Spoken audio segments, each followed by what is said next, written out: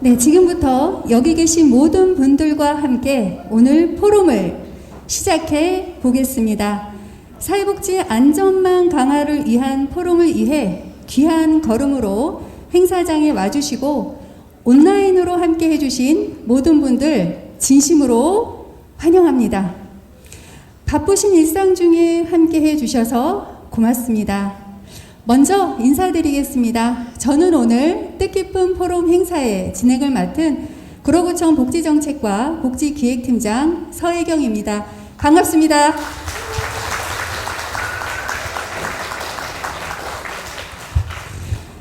네, 고맙습니다. 온라인과 오프라인을 통해 사회복지 현장에서 근무하시는 사회복지 종사자분들, 지역사회보장협의체 위원분들, 또 지역 주민들과 함께 모인 자리에서 포럼을 진행하게 되어 더욱 반갑고 행복합니다. 든든한 네트워킹 기회를 만들어 가시고요. 함께 정보를 나누고 협력할 때 더 행복하고 살기 좋은 구로를 기대할 수 있을 거라 생각도 드는데요. 오늘 포럼 행사가 그렇습니다.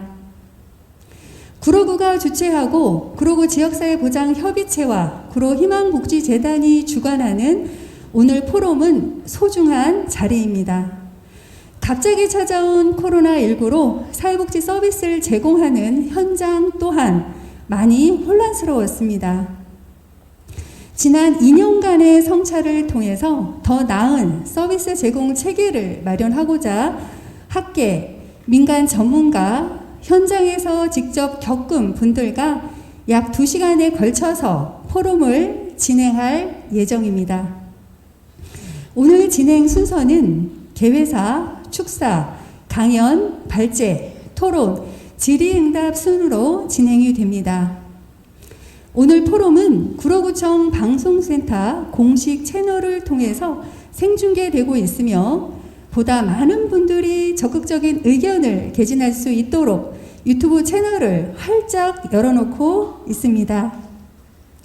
지금 제가 있는 이 현장에 많은 분들이 함께 해주셨는데요. 먼저 귀한 시간 내주시어 이 자리에 함께하고 계신 내빈분들을 소개해드리겠습니다. 제가 한 분 한 분 소개해드릴 때마다 따뜻한 박수와 인사로 환영해 주시면 감사하겠습니다. 소개해드리겠습니다. 먼저 오늘 따뜻한 동행으로 지역복지 변화에 앞장서시는 문헌일 구청장님 참석하셨습니다.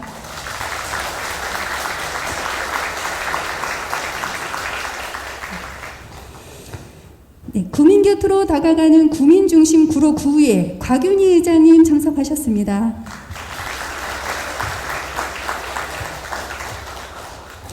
국민의힘 구로갑 당원협의회 김재식 위원장님 참석하셨습니다.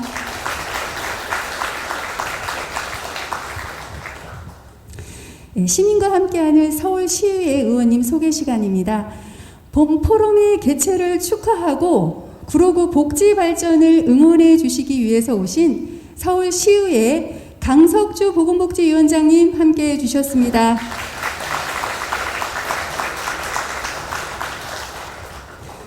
서울시의회 서상열 시의원님 참석해 주셨습니다.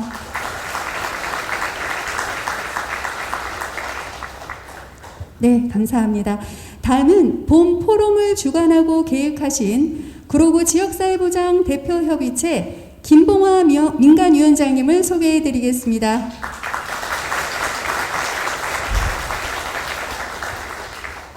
네, 다음은 본 포럼이 개최될 수 있도록 적극적으로 지원해 주신 구로희망복지재단 조윤장 이사장님 함께해 주셨습니다.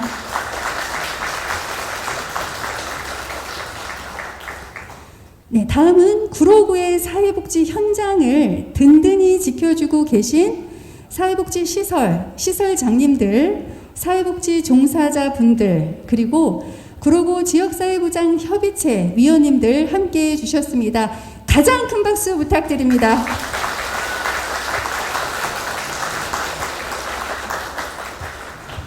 네, 이어서 오늘 포럼을 이끌어 가실 분들을 소개해 드리겠습니다. 역시 힘찬 박수로 환영해 주시기 바랍니다. 오늘 첫 번째로 기조 강연을 맡아주실 동국대학교 김영영 교수님이십니다.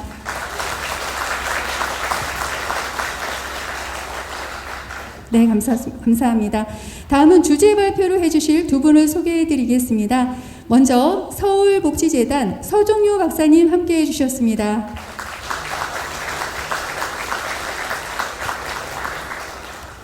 다음 세대재단 방대욱 대표님 참석해 주셨습니다.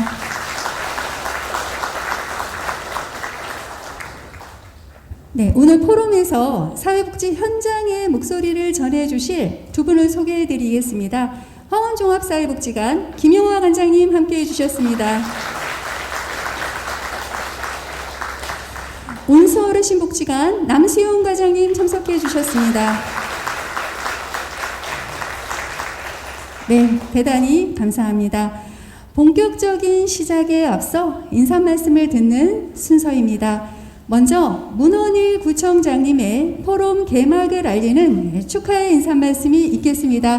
큰 환영의 박수 부탁드립니다.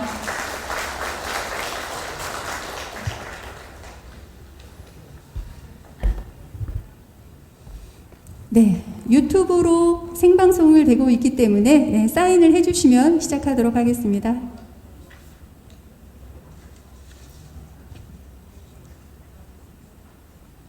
네, 안녕하십니까. 구로구청장 문헌일입니다. 오늘 포럼은 지역사회 복지 중심에서 중추적인 활동을 하고 있는 지역사회 보장협의체의 제안을 통해 마련된 뜻깊은 자리입니다.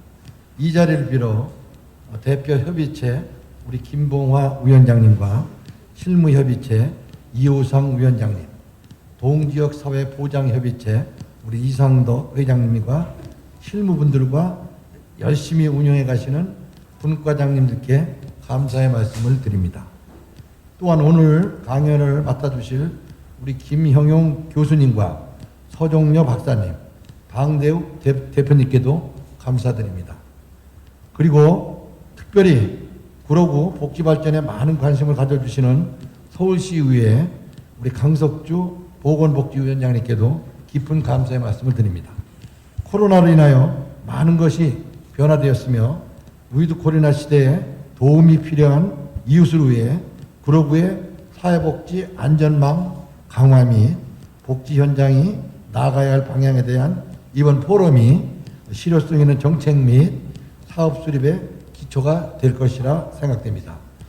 이 자리에 관심을 가지고 참석해 주신 모든 분들께 감사의 말씀을 드리며 구로구 복지에 더욱 발전된 변화를 기대하면서 인사를 마치겠습니다. 감사합니다.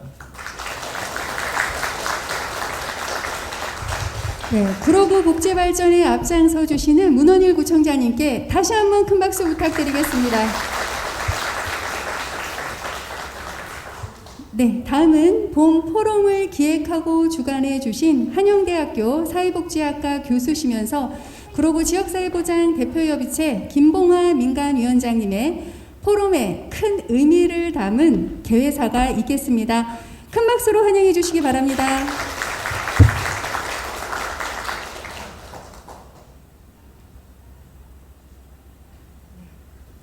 안녕하십니까. 구로구 지역사회보장협의체 민간위원장 김봉화입니다.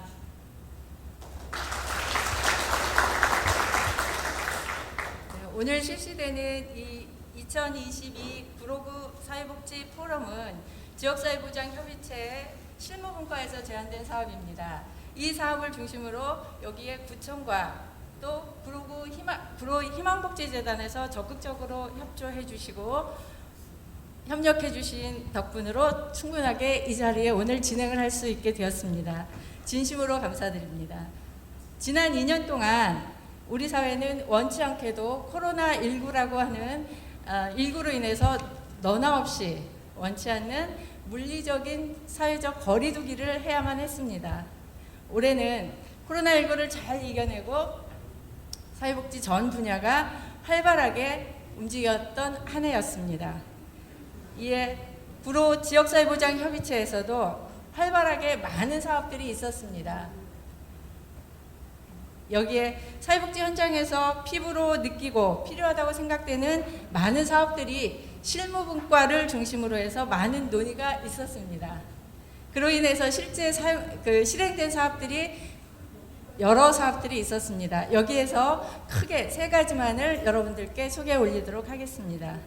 첫 번째는 신규 사회복지사의 사회복지 시설 상호 탐방 사업이 있었습니다.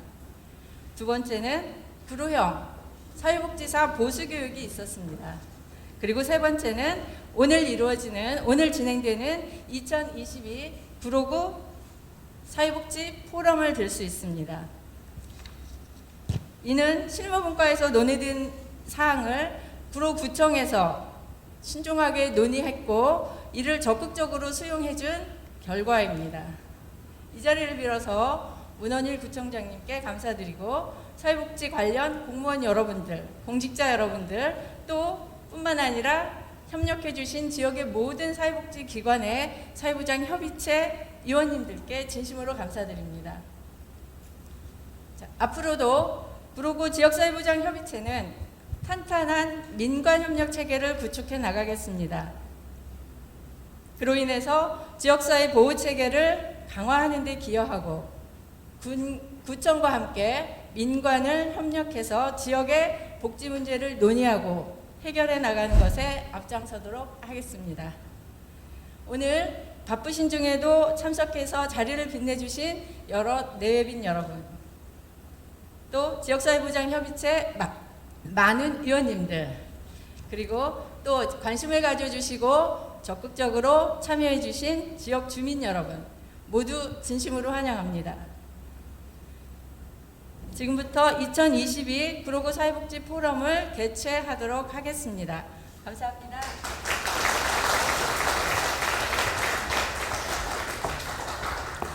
네, 대학원 수강생들의 수업 스케줄까지 변경하고 어렵게 참석해 주셨는데요. 소중한 개회사를 해주신 김봉아 위원장님 진심으로 감사드립니다. 다시 한번 박수 부탁드립니다.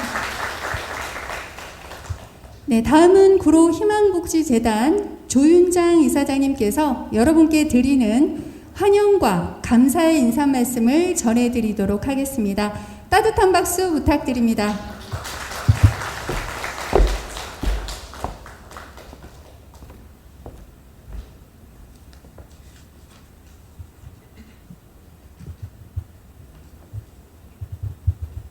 안녕하십니까.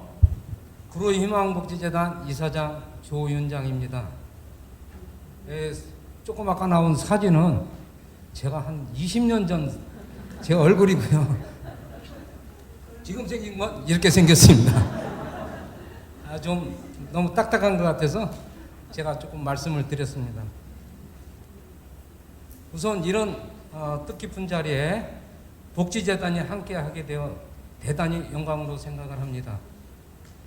코로나로 인한 어려운 경제 환경에 새롭게 닥친 고물가, 고금리, 고환율의 경제 환경이 사회복지 역할을 한층 더 요구하고 있습니다.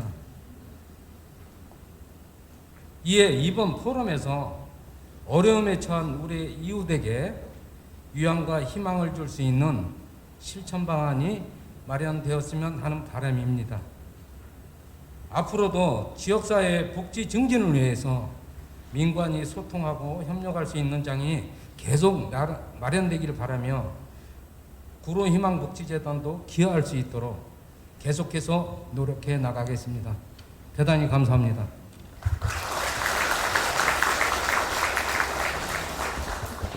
네, 본 포럼이 진행될 수 있도록 많은 협조를 함께 해주셨고요.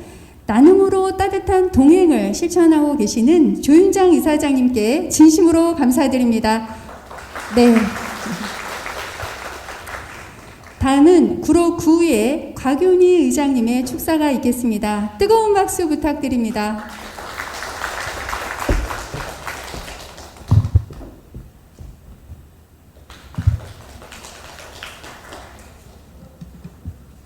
저는 짧게 하라고 그러니까 짧게 하겠습니다. 앞서서 좋은 말씀 많이 해주셨으니까 우리 사회복지 안정망 강화를 위한 포럼을 이렇게 개최해 주신 데서 진짜 진심으로 축하드리고요. 하여튼 오늘은 이렇게 우리 조윤장 우리 이사장님 오시고 또 우리 김봉아 또 교수님 오셔가지고 저번에 보고 또 보니까 반가웠어요. 그리고 또 오늘 우리 강석중 또 서울시 의원님이 오셔가지고 저는 몇십 년 전부터 하는데 여기서 보니까 또 새롭게 했네. 너무 살이 빠지셔가지고 마음이 아프네요. 너무 열심히 사회복지에서 일을 열심히 하셔가지고 살이 저렇게 많이 빠지셨네요. 하여튼 오늘 여기 포럼에 관계되신 분들 고생 많이 하셨고요. 하여튼 저는 구로구에서 16명 의원이 사회복지나 구로구에서 일해서 모든가 우리 청장님과 같이 비롯해서 하여튼 열심히 돕고 응원하고 열심히 하겠습니다. 하여튼 우리 16명 의원이 잘할 수 있게 응원해 주시고요. 부족한 곽윤희 의장도 더 열심히 하겠습니다. 하여튼 모든 분 오늘 강좌 잘 들으시고 많은 보탬이 되셨으면 좋겠습니다. 사랑합니다. 네, 포럼 개최를 축하하는 말씀을 해주신 곽윤희 부의장님께 다시 한번 큰 박수 부탁드립니다. 다음은 또한 포럼을 축하해 주시께서 오신 국민의힘 당원협의회 김재식 위원장님의 축사가 있겠습니다. 큰 박수로 환영해 주시기 바랍니다.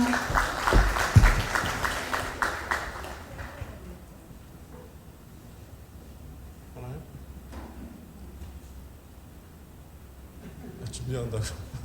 예, 이제 시작해도 된다고 합니다. 우리 오늘 그 위드 코로나 시대를 맞이해서 우리 지역 사회보장 안전망 강화를 위한 그 포럼 개최를 진심으로 축하드립니다. 그리고 우리 구로 지역에서 최일선에서 사회복지 업무를 수행하시는 우리 지도자분들도 진심으로 뵙게 돼서 반갑고 또 감사드립니다. 사실 우리나라 그 지역 사회보장 체계를 보면 아쉬운 점이 많이 있죠. 2014년에 송파 세모녀가 사망한 사건이 있었던 게 벌써 한 10년 전인데 엊그제 또 수원에서 또 세모녀가 또 사망하는, 사실 이제 복지 3법이라고 하는 그 기초생활보장법, 그 긴급복지지원법, 사회보장급여법 이런 것들이 과연 제대로 작동이 되는 것인가에 대한 의문이 제기되고 있습니다.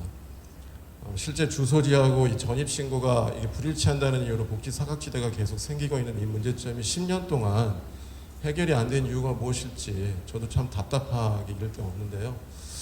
오늘 포럼을 계기로 해서 우리 구로 지역의 사회복지의 사각지대의 문제점이 무엇이고 또 어떻게 해소할 수 있는지에 대한 논의도 함께 이루어졌으면 하는 마음입니다.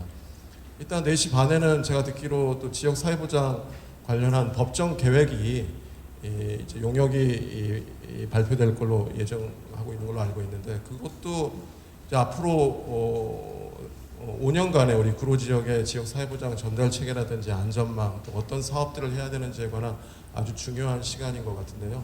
그 시간에도 저도 함께 하도록 하겠습니다. 사실 지금 우리 윤석열 정부가 출범한 지 얼마 안 됐습니다만은 윤석열 정부는 4대 핵심 그 지원 계층을 정했습니다. 저소득층, 그 다음에 장애인, 그리고 취약, 청년, 그리고 노인, 영아, 청소년. 그래서 지금 예산을 여기저기 다 정리를 해서 제가 알고 있기로는 한 74조 한 7천억 정도를 복지 예산으로 마련했고, 이것은 예년 대비 한 8조 정도 이제 올라가 있는, 한 13% 정도 올라가 있는 예산이고, 이 예산의 거의 97% 이상을 제가 방금 말씀드린 4대 계층에 집중해서 지원하겠다고 그렇게 약속을 했습니다. 이것은 윤 정부가 표방하는 약자와의 동행이라는 국정 과제를 효과적으로 수행하기 위한 그런 실질적인 그런 과정이라고 볼 수 있는데요. 어쨌든 우리 윤석열 정부 5년 동안 약자들에 대한 지원이 집중될 수 있도록 그렇게 할 것이라는 말씀을 드리고요. 우리 구청장님도 이제 국민의힘으로 바뀌신 지 얼마 안 되셨는데 아시다시피 슬로건이 따뜻한 동행 변화하는 구로입니다. 따뜻한 동행이라 하는 것은 약자와 함께 따뜻하게 동행하겠다는 말씀과 함께 본인 스스로도 따뜻한 구청장이 되시겠다고 하는 거니까요. 여기 계신 우리 구로에 계신 사회복지 지도자분들과 함께 우리 구청이 함께 또 저희 국민의힘이 함께 우리 구로의 복지 사각지대를 해소하고 또 새로운 복지 전달 체계를 만들 수 있는 데 기여하는 그런 자리가 될 수 있었으면 좋겠습니다. 오늘 참석해 주신 포럼 준비해 주신 분들께 감사드리고요. 항상 건강하시고 또 행복하시기 바랍니다. 감사합니다.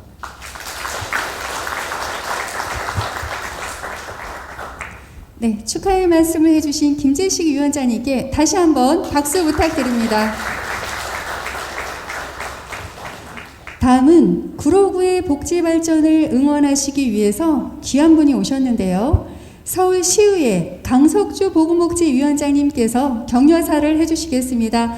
나오실 때 힘찬 박수로 맞이해 주시기 바랍니다.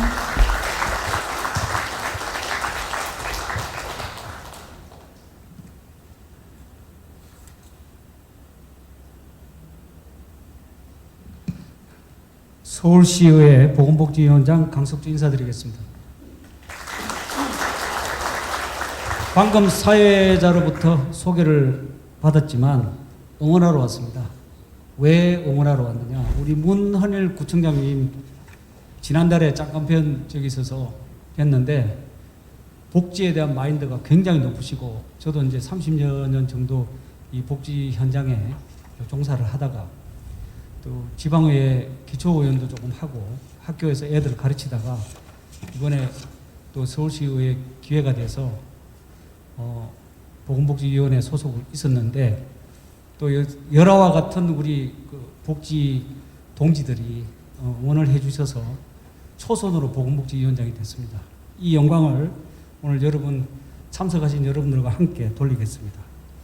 코로나19는 정부와 지방자치단체 그리고 공공과 민간단체, 개인 모두에게 기존 삶의 방식을 변화시켰고 그로 인해 새로운 체계를 만들어지고 있습니다.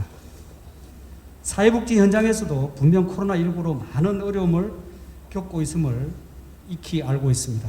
오늘 이 뜻깊은 자리에서 사회복지 전문가들의 다양한 의견이 논의되고 그간 쌓인 경험과 성과를 바탕으로 더 효율적인 복지 서비스가 제공될 수 있기를 간절히 바랍니다. 이번 민선 8기 우리 구로구의 문헌일 구청장님 당선 후에 복지 업무가 더욱 활성화가 되고 민관 협력을 통해서 지역사회 복지 문제를 논의하는 지역사회 보장협의체가 날로 발전한다는 소식을 듣고 단숨에 달려왔습니다.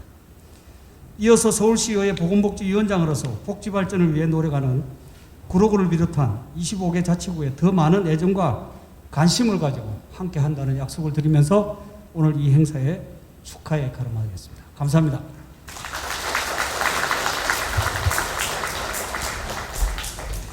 네, 복지 전문가 위원장님이십니다. 든든한 응원의 메시지 정말 감사합니다. 다시 한번 큰 박수 부탁드립니다. 네, 사회복지 포럼을 응원하고 축하해 주시기 위해서 귀한 걸음으로 함께 해주신 또 내빈분들의 인사 말씀을 다 들어보고 싶지만 또 시간 관계상 그러하지 못함을 널리 양해를 부탁드리겠습니다. 다음은 기조 강연 시간인데요. 기조 강연에 앞서 본 포럼을 축하해 주시기 위해서 오신 내빈분들께서 다음 일정으로 퇴장을 하실 텐데요. 퇴장하실 때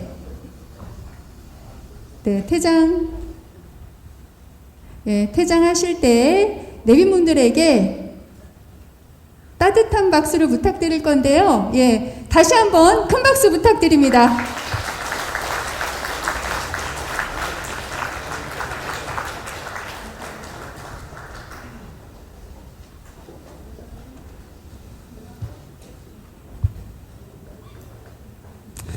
네, 이번 시간은 기조 강연 시간입니다. 강연의 주제는 위드 코로나 시대의 사회 서비스와 복지 현장의 과제입니다. 강연을 해주실 김형용 교수님은 학회, 정부 및 공공기관, 복지기관 및 시민단체 기관에서 다양한 활동을 펼치며 다수의 논문 발표를 통해 복지 발전에 기여하고 계십니다. 동국대학교 김형용 교수님을 환영의 박수로 맞이해 주시기 바랍니다. 예, 안녕하세요. 동국대학교 김형용입니다. 제가 35분까지 지금부터 한 13분 정도의 시간이 저한테 주어진 것 같습니다. 그래서 좀 전에 생각을 정리를 했는데 제가 드릴 말씀은 오늘 내빈 분들께서 말씀하신 내용과 사실 동일할 수도 있습니다. 뭐냐면 복지는 투자를 해야지 성과가 나오지요. 우리가 복지 체감도가 점점점 떨어지고 있다는 말을 하는데 사실 투자한 곳에서는 복지 체감도가 상당히 올라가고 있습니다. 여러분들 잘 아시다시피 한국 하면은 노인 소득이 정말 낮고 그래서 노인 빈곤율이 높고 그리고 자살률이 되게 높은데 노인 자살률이 엄청 높다 막 이런 얘기 많이 하셨죠. 근데 최근에 노인 자살률 이야기가 언론에 거의 안 나오죠. 왜냐하면 지난 2011년을 피크를 찍고요. 지금까지 노인 자살률이 급격히 절반 이하로 떨어졌습니다.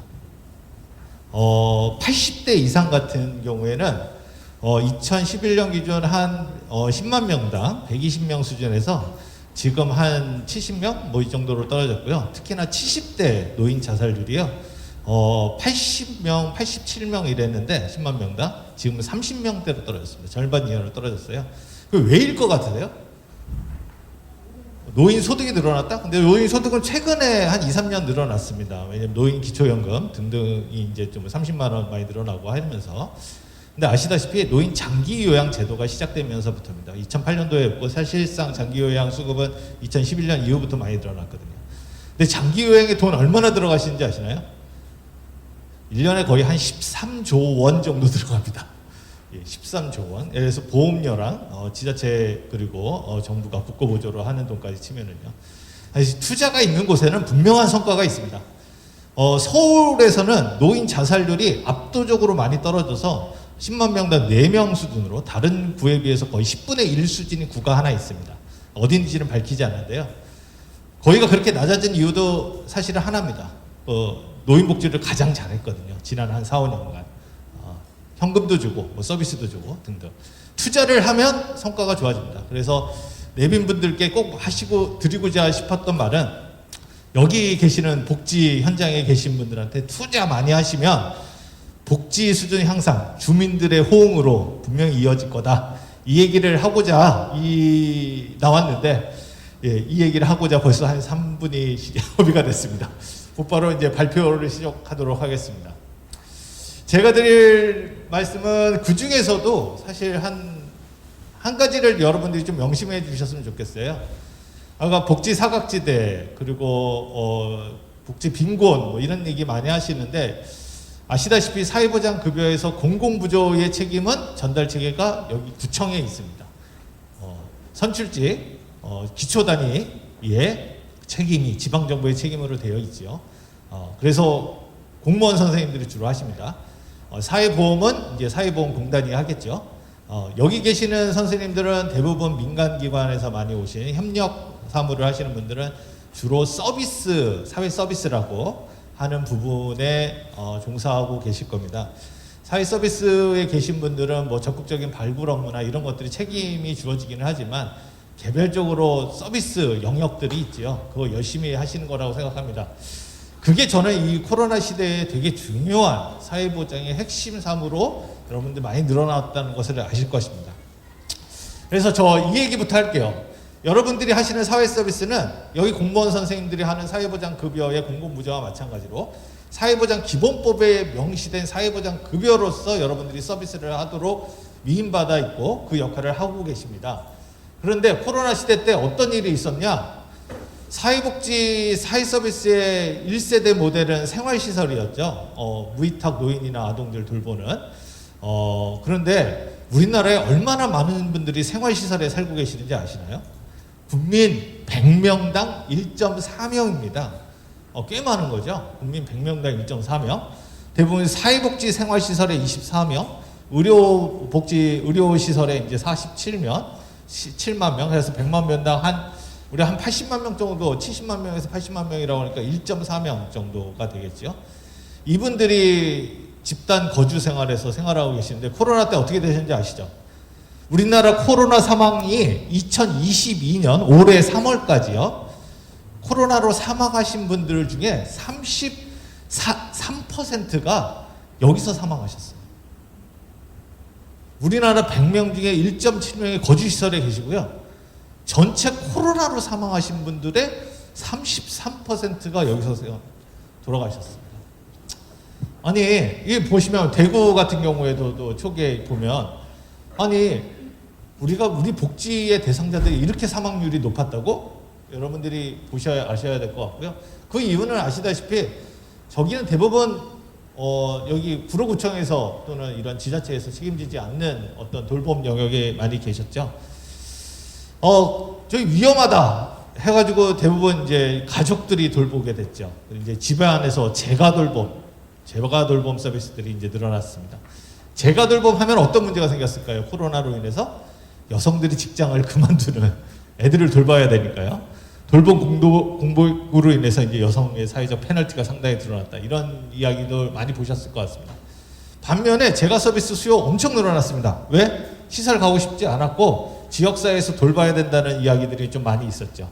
특히나 장애인 같은 경우에는 코로나 이전과 이후에 재가 서비스 수요가 급증해서요. 거의 170%, 160% 이 정도로 재가 서비스로 몰리고 있습니다. 다시 말해서 발달 장애인, 방과 후 활동, 주간 활동, 특히나 아동 같은 경우에는 아이고 방과 후 학교 안 보내는데 다른 데 지역 아동 센터라도 보내야지 이런 경우에 해서 이제 서비스들이 많이 늘어났죠.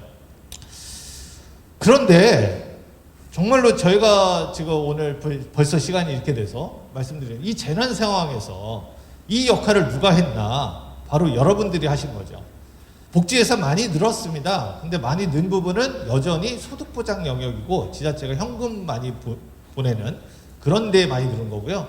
사실 이 엄청난 위기 상황에서 생명을 구하고 있는 사회복지 현장, 사회 서비스, 노동을 하고 계시는 분들한테는 사실 투자가 많지 않았습니다. 이렇게 수요가 많은데도.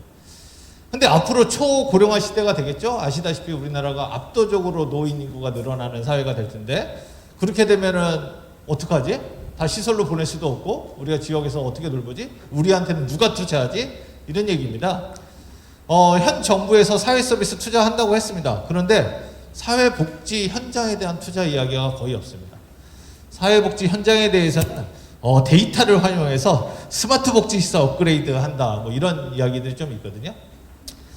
근데 정말 우리가 알고 있는 커뮤니티 케어라든지 아니면 인프라 투자라든지 아니면 정말 이용률 증가라든지 이런 데에 과감한 투자들이 사실 있지는 않습니다. 왜냐하면 정책 방향은 민간 활성화, 서비스 산업 활성화에서 지금 서비스 산업진흥법을 만들고 있습니다. 어떻게 하면 좀 더 많은 생산을 늘리려고 서비스 산업을 증가시키겠다 이런 방향인 거죠. 따라서 저는 이런 사적 돌봄 체계라든지 아니면 지자체가 책임지지 않는 돌봄을 단순히 민간에게만 맡기는 이런 방식은 오래 갈지 않을 것 같습니다.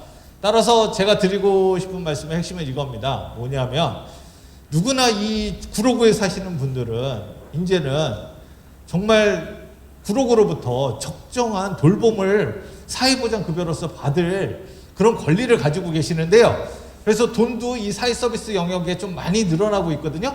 그런데 공무원 선생님들은 이 일을 할 수가 없어요. 왜? 사회복지 업무 자체가 어마어마하게 많이 늘어났고 깔때기 현상 많이 아시죠? 그리고 사회 서비스 영역별 담당 인력이 보통 2명에서 9명. 아동 사회복지과뿐만 아니라 아동 담당, 장애인 담당 보통 한 2분 정도 계시잖아요. 이분들이 수급권 관리하기도 힘들어요. 실질적으로 서비스가 어떻게 진행되고 서비스를 부여할 것인지 그리고 그것이 어떻게 이용을 잘하고 계시는지 살필 여력이 없거든요. 더군다나 지자체, 구로구 같은 경우는 기초지자체잖아요. 근데 전체 예산을 보면요. 아니, 우리나라 복지 예산은 다 국고보조 사업이에요. 다시 말하면 중앙정부에서 하라고 한 사업이에요. 그러니까 지자체가 할 돈은 없어요. 더군다나 우리 노인 청소년 예산의 90%, 가족 예산의 93%, 기초생활보장의 97%가 다 국가 사업이에요. 구로구 사업이 아니에요. 근데 구로구는 거기에 매칭비를 내야 되잖아요. 근데 매칭비로 보통 7대3 정도 됩니다. 다시 말하면 구로구가 하고 싶은 일이 아니어도 구로구가 매칭해서 돈을 내야 되는 복지사무가 국가가 정해진 게 너무 많아서 저도 지금 제가 지역사회보장 계획 연구 용역을 했거든요. 구로구 말고 다른 거요. 정말로 그 구가 하고 싶은 복지 사업에 쓸 돈이 없습니다. 돈이 없으면 어떻게 될까요? 민간 협력하자고 합니다. 그렇죠? 이게 민간 협력의 본질이죠. 따라서 현실은 여러분들한테 돈을 많이 투자할 수는 없는 상황이기 때문에 점점점 협력하자라고 하는 말을 할 수밖에 없고 복지 의존도는 커질 수밖에 없습니다.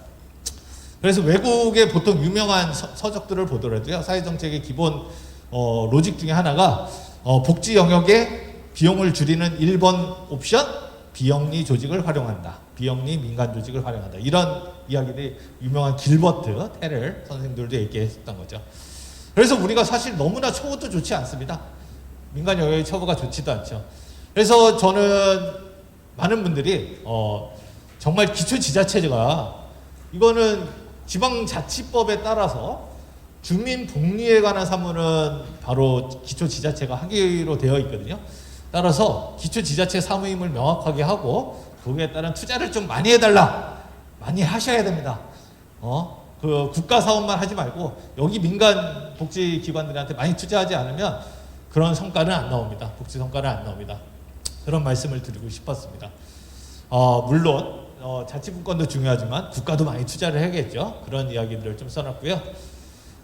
세 번째로 드리고 싶은 말씀은 아무리 지자체가 여러분들한테 많은 투입을 하려고 노력해도 현실적으로 못하는 한계가 있기 때문에 이 안에서 사실 갈등에만 머물 수는 없다. 또 하나는 뭐냐면 우리가 뉴노멀 복지라고 하는 거는 복지의 방식도 좀 바뀌어져야 되지 않느냐 이런 이야기를 좀 해보고 싶었습니다. 근데 시간상 이 부분은 뒤에 방대욱 대표님이 아주 잘 설명해 주시는 내용들이 있습니다. 그걸로 대신하도록 하겠습니다. 하여튼 마지막 이것만 하면은 뭐냐면 제가 이 뉴노멀이라고 하는 거는 저는 이렇게 생각했습니다. 결론만 말씀드리면 일단은 삶을 보호해야 되는 과제들이 되게 많이 늘어났고요. 다시 말하면 취약계층 보호, 윤석열 정부가 취하했던 촘촘하고 두툼한 복지가 바로 이겁니다. 아주 중요하죠. 또한 우리는 앞으로도 이 복지의 생태적 전환, 새로운 실험, 복지 국가만이 아니라 어떻게 하면 코워킹을 할 수 있는 복지 사회로, 그리고 공동체대로, 그리고 좀 삶의 질을 높이는 방향으로 넘어가는 복지를 할 수 있을까, 이런 고민을 앞으로 해봤으면 좋겠다는 얘기가 있는데 시간상 생략하도록 하겠습니다. 마지막입니다. 이게 무슨 얘기냐면 복지 현장에 우리는 서로 책임 떠넘기기를 너무 많이 해왔었던 것 같습니다. 왜냐면 각자 역할을 할 수 있는 구조가 아니다 보니까 상대방에 의존하는 경향들이 좀 많이 있었던 거죠. 그래서 저는 이 상호 의무를 우리가 이용자나 제공자뿐만 아니라 지자체나 민간기관, 그리고 모든 납세자나 아니면 권리를 갖고 있는 국민들 모두 다 상호 의무라고 하는 관점에서 복지를 한번 생각해 볼 필요가 있겠다 싶어서 마지막 결론으로 이 이야기를 하고 싶었습니다. 하나로만 볼게요. 우리나라에서 여러분들이 알고 있는, 여러분들이 할 수 있는 사실 복지 규모는 너무나 작습니다. 왜냐하면 모든 재화는 사적 재화고요. 사적 재화 다음에 이 공유재 또는 공공재가 있을 거고요. 여러분들이 가지고 있는 비영리의 재원은 사실 아주 적습니다. 왜냐하면 우리가 보면은 저희 아시다시피 우리가 그 국내 총생산을 기준 명목 GDP로 봤을 때 우리가 한 지금은 자산가에 치면 1경 7천조 정도 되거든요. 근데 그렇게 많은 돈 중에서 국가가 가지고 있는 돈 별로 없고요. 근데 국가보다도 비영리 3섹터가 가지고 있는 돈은 더더욱 없습니다. 1년에 이제 우리 국가 예산 중에서 우리가 300조 정도를 이제 복지에도 쓴다 뭐 이런 얘기 하죠. 근데 우리는 법인과 뭐 개인의 기부금 제3섹터 영역은 아무리 모아봤자 1, 2조에 불과합니다. 따라서 우리가 민간에다 의존을 한다고 해도 사실 의존할 수 있는 규모는 별로 많지가 않죠. 따라서 저는 이 여러 각자 책임 떠넘기기 이 구조를 벗어나려고 한다면 저는 각자 역할을 정말로 잘해야 된다고 생각하는데요. 이런 거예요. 구청이 사실상 공공재원을 투입해서 여기 노인복지관을 한다. 근데 노인복지관에 오시는 분들은요, 대부분 그 지역의 일부 한 500명, 1000명의 노인들이 계속 그걸 사유화시켜서 하고요. 제가 체육관 수영 좀 배우려고 했더니 미리 와 계시는 계속 다니는 수영 그 커뮤니티가 장악해서 새로운 사람은 못 들어가고요. 뭐 이런 것들이 많거든요. 이게 보면 우리가 정말로 이 필요한 복지 급여를 제공하고 서비스를 제공하는 사람들한테 하고 있느냐? 여기에서 정말 우리는 공공기관과 민간기관의 협력이 일어나야 된다. 공공기관은 명확하게 서비스를 제공할 수 있는 사람들을 정해놓고 우리는 그분들한테 가장 좋은 서비스를 제공할 수 있도록 그렇게 해야 되겠죠. 사회복지시설도 정말 이것이 공공인프라로서 기대하는 만큼 작동할 수 있는 그런 구조가 되었으면 좋겠다. 그것이 바로 시민들로부터 복지를 신뢰받는 방법이기도 하고요. 그것이 우리의 역할을 잘하는 것이다 라는 생각이 듭니다. 신뢰사회가 복지를 만든다. 당연하죠. 신뢰사회가 복지를 만드는 거지 복지가 신뢰사회를 만드는 건 아니라고 합니다. 따라서 우리는 각자의 역할을 어떻게 잘할 것이냐. 저는 우리한테 투자해야 되는 이유 단 하나입니다. 우리한테 하지 않으면 개인들이 돈을 너무 많이 씁니다. 왜냐? 다 학원에 보내듯이 요양원에 보내듯이 아니면 다른 개별 서비스 그냥 상품을 이용하듯이 그렇게 이용하다 보면 돈으로 거래되는 돌봄과 서비스가 이루어지겠죠. 근데 우리가 항상 이 여러 행동경제학 실험을 하면 다 나옵니다. 뭐냐? 돈을 상기시키면 사람들은 이기적으로 변합니다. 돈을 상기시키면 노동자도 자기 임금이 더 중요한 게 된 거고요. 돈을 더 쉽게 쓰게 되면 이 돌봄을 받거나 서비스를 받는 바도 내가 남들보다 더 많은 서비스 재화를 받기를 원하게 됩니다. 우리가 돈을 중심으로 하면은 사람들이 돈의 촉발 효과들 때문에 점점점 이기적인 선택을 하게 된다는 거죠. 근데 여기 계시는 분들은 비영리 조직입니다. 따라서 비영리 조직에 계시는 분들은 돈으로 서비스를 제공하지 않는 사람들이에요. 그래서 따라서 돈을 어디다 투자해야 되냐? 비영리 조직에 투자해야 되겠죠. 그래야지 신뢰관계에서 교환되는 돌봄이 되고요. 돌봄의 공동생산도 만들어지고 지역사회 조직화도 일어나고 그렇게 되겠죠. 그러다 보면 결국에 우리는 상호 의무를 충실하게 하고 신뢰하는 복지 공동체가 만들어지지 않을까 생각이 듭니다. 따라서 국가의 역할은 국가대로 좀 잘해라 제발. 그리고 지자체의 역할은 지자체로 정말 잘해라. 책임을 지고 사회보장 체계도 만들고 투자도 해야 된다. 비영리 조직은 우리가 사람이니까 우리의 신뢰되는 사람에 대한 투자를 많이 받아서 우리가 신뢰되는 서비스를 제공해보자. 그것이 구로구의 비전이 아닐까 그런 생각을 해봤습니다. 짧게 진행했습니다. 감사합니다. 마치겠습니다. 네, 신뢰관계에서 형성되는 복지에 대한 깊은 말씀 해주셨는데요. 열정적인 강연을 해주신 김영현 교수님께 다시 한번 큰 박수 부탁드리겠습니다. 네, 다음은 주제 발표 시간입니다. 첫 번째 주제로는 위드 코로나 시대 사회복지 서비스 제공을 위한 지방자치단체의 역할입니다. 주제 발표를 해주실 서종효 박사님은 2010년부터 서울시 복지재단에서 정책 연구를 통해 서울시 복지 행정에 크게 기여하고 계십니다. 서종효 박사님을 환영의 박수로 맞이하겠습니다.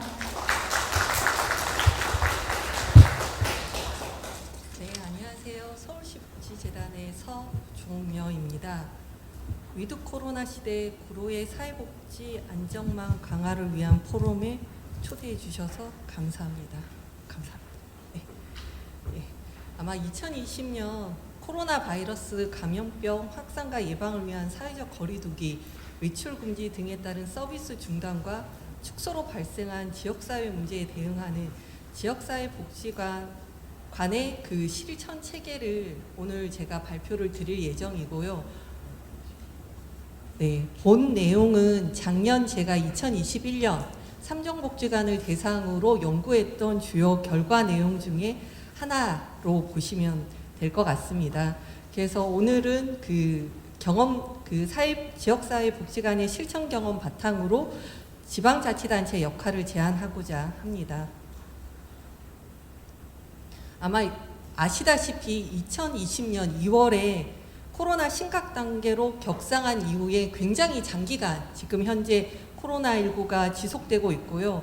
코로나19 감염을 최소화하기 위한 방역 정책은 실질적으로 감염을 확산시키는 것을 최소화하는 그런 효과는 어느 정도 있었다라고 보여지는 반면 노인이나 장애인 등 감염병 취약계층과 지역사회 단절로 인한 소외와 고립을 경험하는 사람들이 증가하고 있습니다. 아마 여기 계시는 실천 현장에 계시는 분들은 아마 더 많이 느끼고 계실 것 같고요. 이에 사회복지 실천 현장은 지역사회 최전선에서 사람 간의 직간접 접촉을 통해 서비스 제공과 서비스 연속성 보장을 위한 다양한 활동을 진행하고 있습니다. 또한 사회복지사는 감염병으로 더 취약해진 대상자에게 서비스를 제공하고 지역사회 자원 간 연계 서비스를 개발하는 한편 사회복지사와 이용자 간 감염 위험을 줄이기 위한 끊임없는 노력을 진행하고 있는 걸로 알고 있습니다. 지역사회복지관이 어떤 방법으로 지역사회 문제를 해결하기 위한 노력을 시행을 했는지 작년 연구 결과에서 주요 변화된 모습 중심으로 말씀을 드리고자 합니다. 코로나19 기간 지역사회 복지의 가장 큰 실천 중에 하나는 코로나의 장기화로 인해서 이용자의 주요 문제가 변경이 되었고 이에 대한 대응 방식이 조금 변경되었습니다. 장애인과 노인 등 돌봄이 필요한 대상자는 초기에는 필수 서비스를 제외한 서비스 중단으로 사회적 돌봄 공백이 발생이 되었고요. 이는 사회적 거리두기와 외출 금지로 사회적 관계가 단절되면서 주택 내부에서만 생활하면서 어르신들은 활동 부족으로 신체적 건강 악화를 느끼기 시작하였고 정서적 고립으로 인한 불안감이 증가했습니다. 또한 장애인 돌봄이 전적으로 가족 구성원의 부담이 되면서 돌봄 부담 증가는 가족의 스트레스 원인으로 작용하였고 그 결과 가족과 불화 등으로 인해서 일상생활의 위기 상황에 대한 거는 아마 뉴스나 신문 기사로도 많이 보도화됐던 것들을 보실 수 있었습니다. 이에 지역사회 복지관은 방역수칙을 준수하면서 기존 서비스 제공을 유지하기 위해 개별 방문을 통한 1:1 상담 혹은 서비스 제공이 활발하게 진행이 되었고요. 코로나 및 백신 정보뿐만 아니라 다양한 생활에서 활용할 수 있는 건강관리, 교육 그리고 각종 행사 등을 카카오톡이나 문자, 유튜브 등을 통해 제공하기 시작하였습니다. 또한 대규모로 진행된 프로그램들이 소규모 그룹으로 진행이 되면서 이용자의 적극적 참여의 기회를 제공하고 있었습니다. 두 번째로 변화된 모습 중에 하나는 사회적 거리두기와 외출 금지에 따른 취약계층 대상자 보호를 위해 일상생활 유지를 위한 서비스 및 프로그램 접근을 강화를 했는데요. 이는 주로 기존 서비스 방식을 유지하면서도 필요에 따라 비대면 방식을 병행하는 방식으로 진행이 되었습니다. 아마 가장 큰 변화 중에 하나일 거라는 생각이 드는데요. 코로나19로 서비스 이용에 어려움을 경험하고 있는 이용자 중에 의사소통이 어려운 노인이라든가 장애인, 그리고 만성질환, 기저질환이 있는 이용자, 그리고 외국인 및 다문화 가정 등이 포함이 될 것 같고, 또 하나는 비대면 서비스가 활성화됨에 따라서 실질적으로 소외되는 디지털 소외계층이 증가하게 되었는데요. 이들을 위해서 지역사회 복지관들은 기본적으로 대면 서비스를 유지하되 최소한 혹은 필요에 따른 비대면 서비스를 제공하였습니다. 특히나 이용자의 생활관리나 건강관리를 스스로 관리할 수 있도록 유튜브 등을 통해서 요리하기, 체조하기 등을 영상을 제작하였고, 또 하나는 웨어러블 등 디지털 기기를 활용해서 스스로 건강관리를 할 수 있도록 지원을 하였습니다. 이 경우에도 필요하다면 개별 방문이나 소그룹 프로그램들을 이용해서 이에 대한 활용 방법이라든가 기기에 대한 접근성을 높이기 위해서 노력을 하고 계셨습니다. 마지막으로 코로나19 장기화가 되면서 가장 큰 변화와 어떻게 보면 번아웃을 느끼는 부분인데요. 사회복지기관과 사회복지사의 변화가 있었습니다. 코로나19 감염병 확진자 수가 증감이 반복됨에 따라서 아마 사회복지 실천 현장에서는 많은 어려움이 있을 거라는 어려움이 있으셨고요. 방역 수칙 변화에 따라서 프로그램이 이행이 됐다가 또 잠시 중단이 됐다가 아니면 축소가 됐다가 이런 부분들이 조금 많으셨으리라고 알고 있습니다. 또한 코로나 확산 시기에 사회복지사가 느끼는 감염병에 대한 두려움과 불안감이 굉장히 증가했다는 것도 알 수 있었고요. 또한 과거와 다른 방식으로 사회복지 실천 방식의 변화는 개별 담당자의 업무 증가로도 이어져 왔습니다. 그럼에도 불구하고 지역사회 복지관들은 코로나와 함께 점진적으로 일상으로 복귀를 하기 위한 다양한 노력들을 시도를 했는데요. 아마 코로나19 이전보다 지역사회 차원에서 서로 연대하고 자원 분배 등을 통해서 타깃간과의 협업이 특히나 구로구에서도 있었던 걸로 알고 있고요. 또 하나는 사회복지관들끼리 서비스 이용이 만약에 한 기관에서 확진자가 발생해서 중단하게 되면 인근 복지기관에서 서비스를 중단하지 않고 이용할 수 있도록 협업을 이뤘던 걸로도 알고 있습니다. 또한 지역사회 내 식당이나 유관기관들의 협력을 통해서 공간이라든가 자원을 함께 활용하는 방안을 모색했고요. 기관 자체적으로도 적극적인 변화가 좀 있었는데 감염병 위기를 위해 TF팀을 운영을 함으로써 적극적으로 서비스를 지속화시키고 유지시키기 위한 노력들을 하셨고 또한 스마트워크 등 다양한 프로그램들을 이용해서 감염병 예방과 함께 지속적인 기관 운영을 위한 방안을 마련하고 실천하고 있는 걸로 저희가 조사가 되었습니다. 구체적인 실천 프로그램들은 구로구에 위치한 복지관 사례를 통해서도 알 수 있었는데요. 다음에 나오는 그 각각의 슬라이드는 작년에 저희 서울시 복지재단에서 사업부서에서 추진한 위드 코로나 대응 지식 공유 박람회에 소개된 사례입니다. 여기 사례에서는 3종 복지관 각각 복지관별로 10개 복지관들을 소개를 했는데 저희 홈페이지를 이번 발표를 준비를 하다 보니까 종합사회복지관, 노인복지관, 장애인복지관이 각각 하나의 복지관에서 다 사례를 공유를 해 주셨고요. 작년에 지식공유 박람회를 실질적으로 실천하게 된 이유 중에 하나는 물론 정보를 서로 기관마다 공유를 하긴 하겠지만 다양한 사례들을 많은 사람들이 참고하여 지역사회 복지 실천 현장에서 공유하고 실천할 수 있는 그런 지식을 공유하고자 마련을 했습니다. 작년 한 해 바쁜 와중에도 저희 재단에 프로그램에 참여를 해주시고 지식을 공유해 주셔서 감사드립니다. 그래서 저희가 각각의 사례에 대해서 링크 주소가 있는데요. 이 내용들은 서울시 복지재단 공유복지 홈페이지에서 찾아보실 수 있고 또한 유튜브를 통해서 활성화되어 있으니까는 각각 사례들에 대해서 살펴보시면 좋을 것 같습니다. 네, 이상 내용을 통해 코로나19 대응 사회복지 실천 현장의 변화는 다음과 같이 정리될 수 있는데요.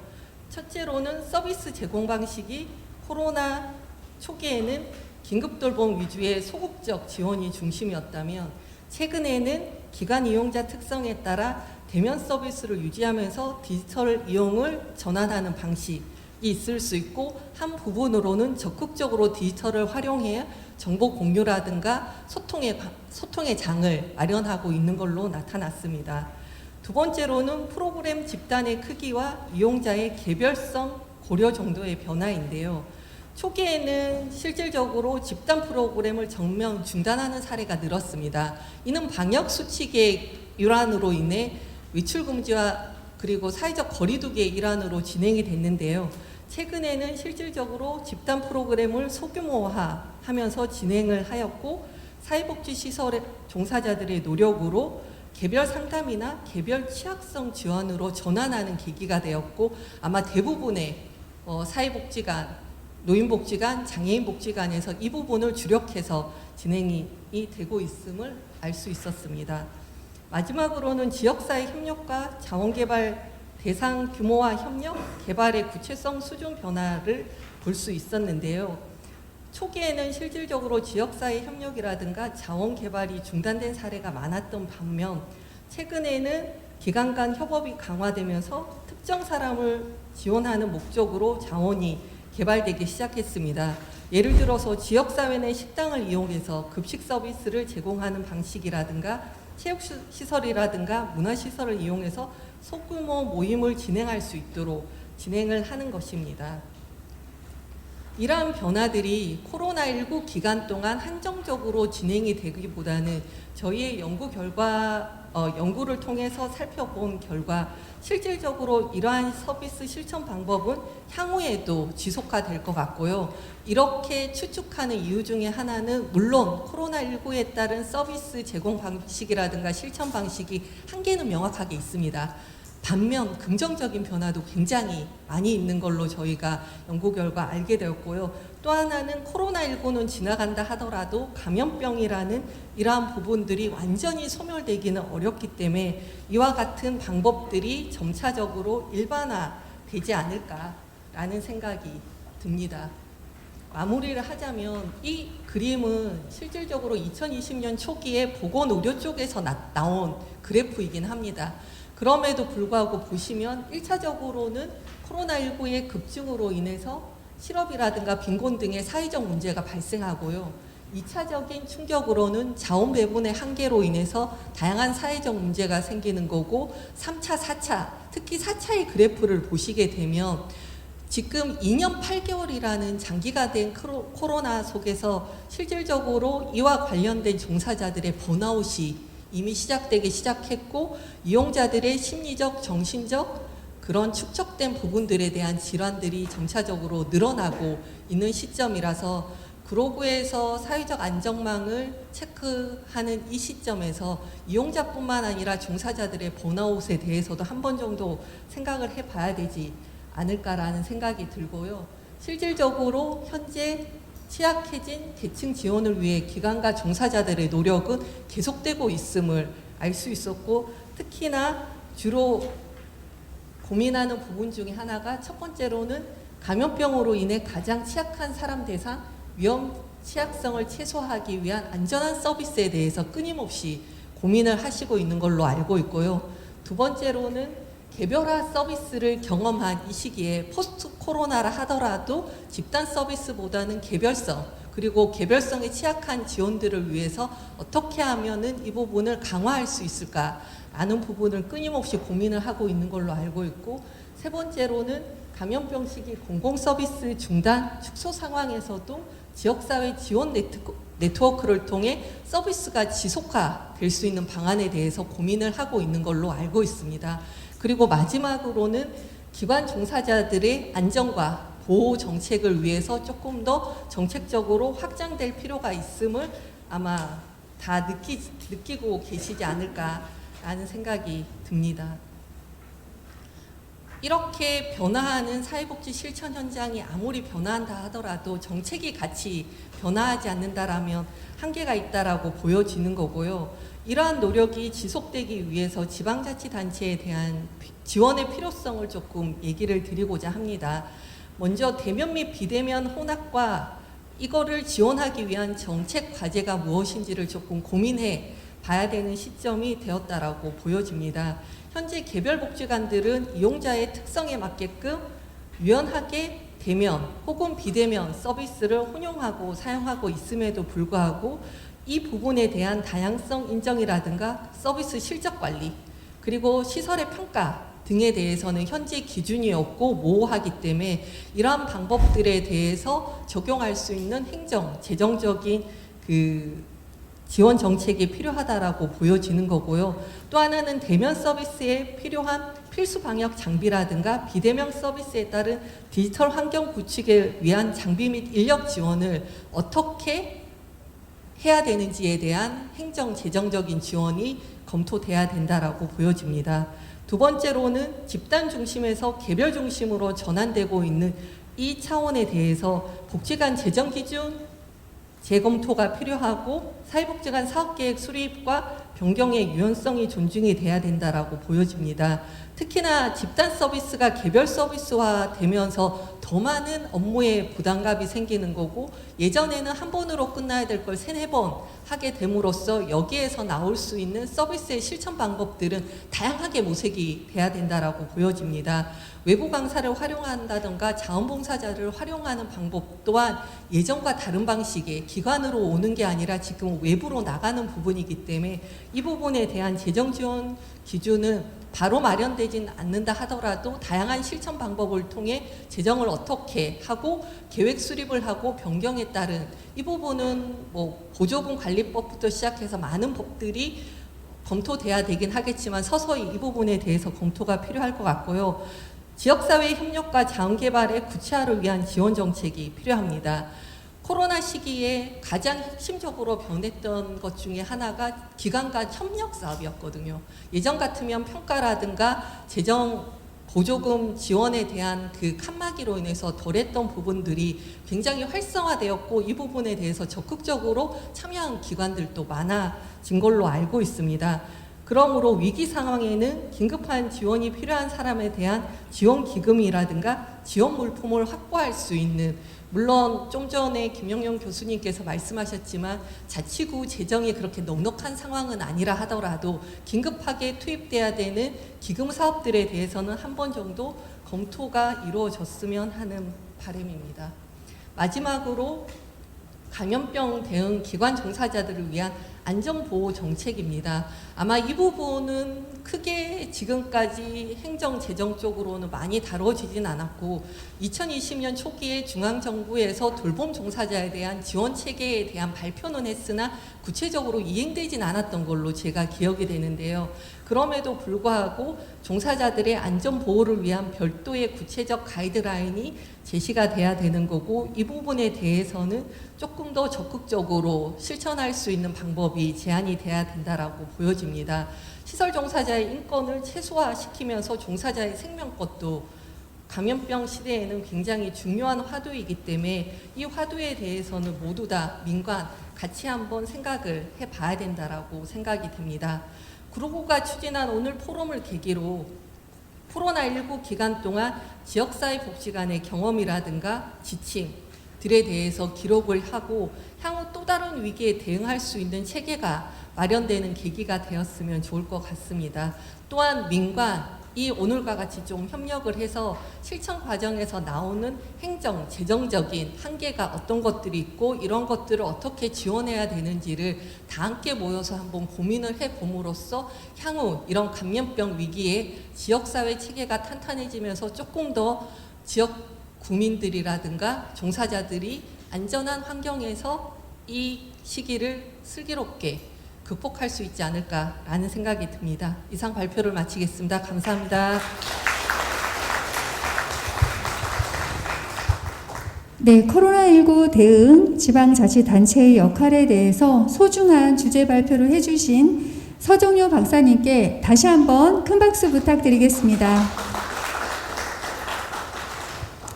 네, 다음은 두 번째 주제 발표 시간입니다. 주제는 위드 코로나 시대 사회 안전망 구축을 위한 시민사회의 역할입니다.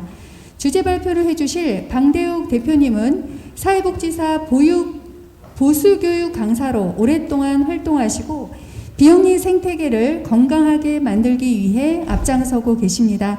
다음 세대재단 방대욱 대표님을 힘찬 박수로 맞이해 주시기 바랍니다.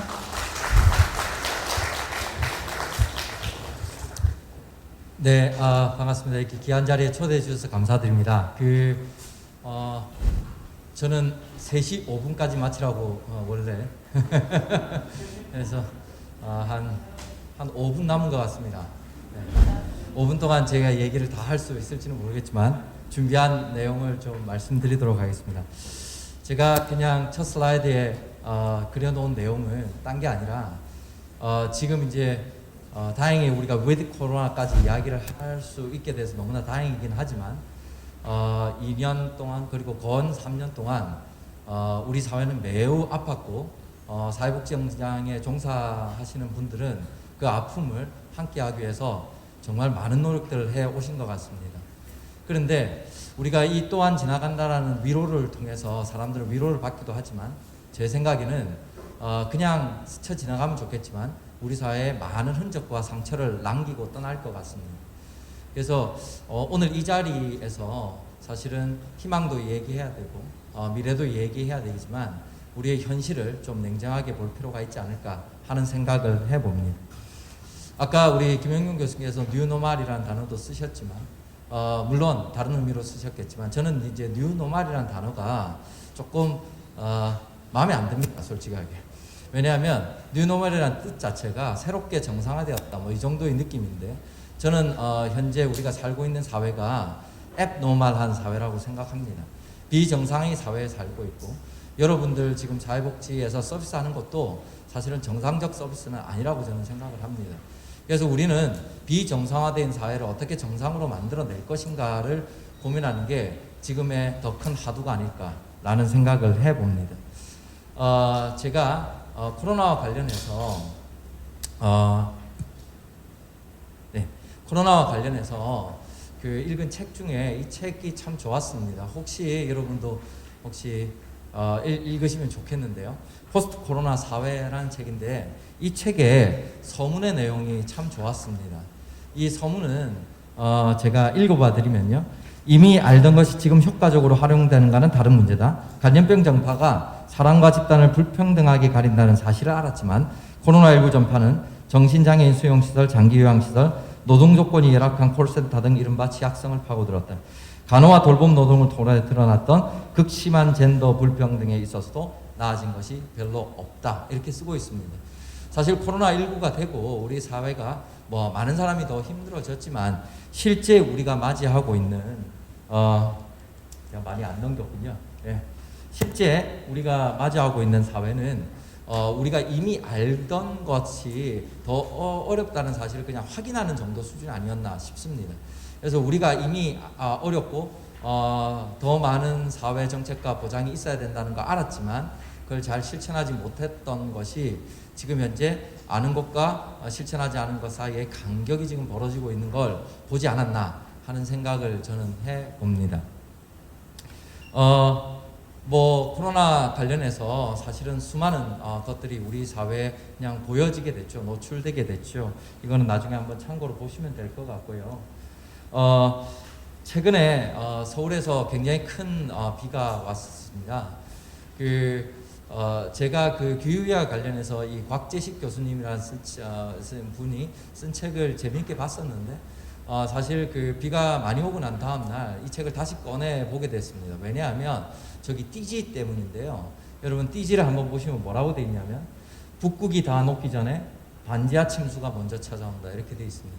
우리는 기후위기 하면 미래를 뭔가 함께 사는 이런 거라고 생각하지만 우리 사회가 아파지면 가장 약한 사람이 먼저 공격을 받게 되고 그리고 그 사람부터 가장 힘들게 됩니다. 그래서 사실 우리 사회의 사회 안전망은 그렇게 촘촘하게 잘 되어 있다고 보여지지는 저는 사실은 않습니다. 네. 그런데 제가 오늘 발표하는 내용은 민간에 대한 역할 뭐 이런 얘기를 오늘 하는 거라서 이 얘기를 안 드릴 수 없을 것 같습니다. 사회복지 제도 그다음에 정책 뭐 이런 것들 저희들 나름 민간의 노력을 통해서 많이 법제화됐고 공공화됐고 제도화되어 있습니다. 그렇지만 우리가 과연 그 속에서 일을 정말 잘 하고 있나? 이거는 조금 다른 문제인 것 같습니다.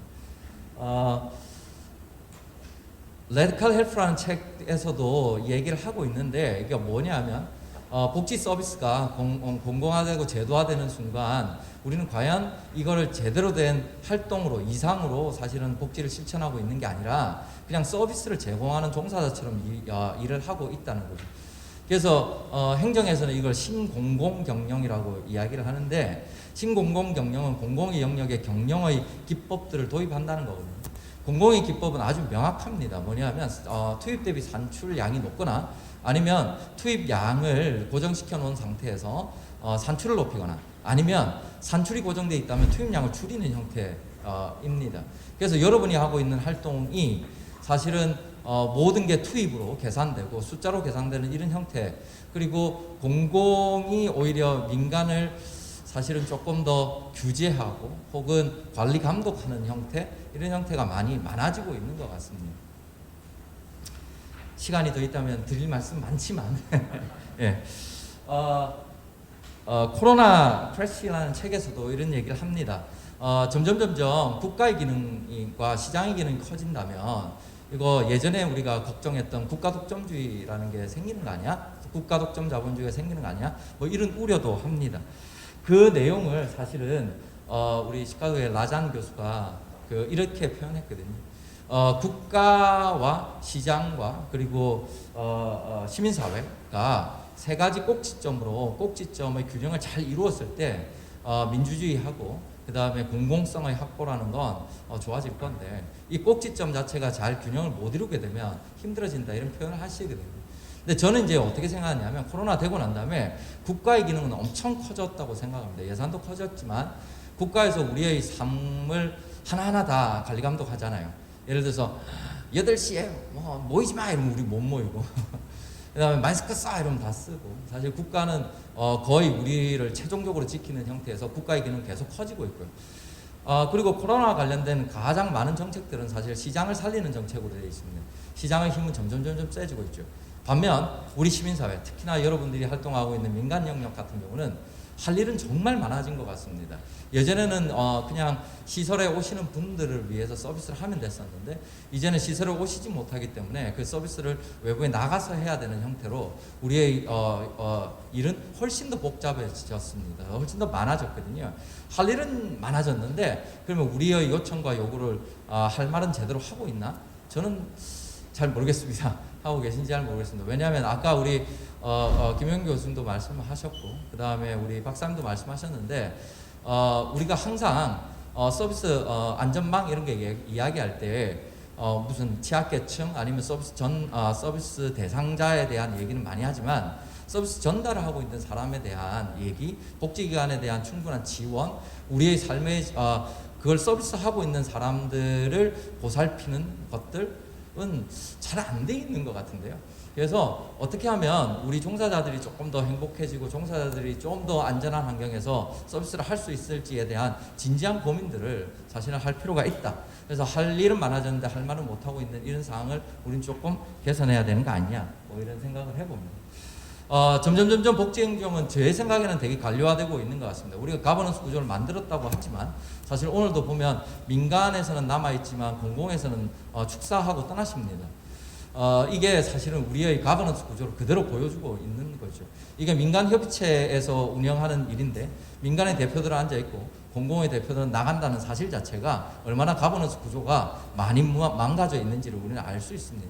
점점 관료화되는 복지 행정에 우리는 놓여질 거고요. 물론 불호는 아닐 거라고 믿습니다.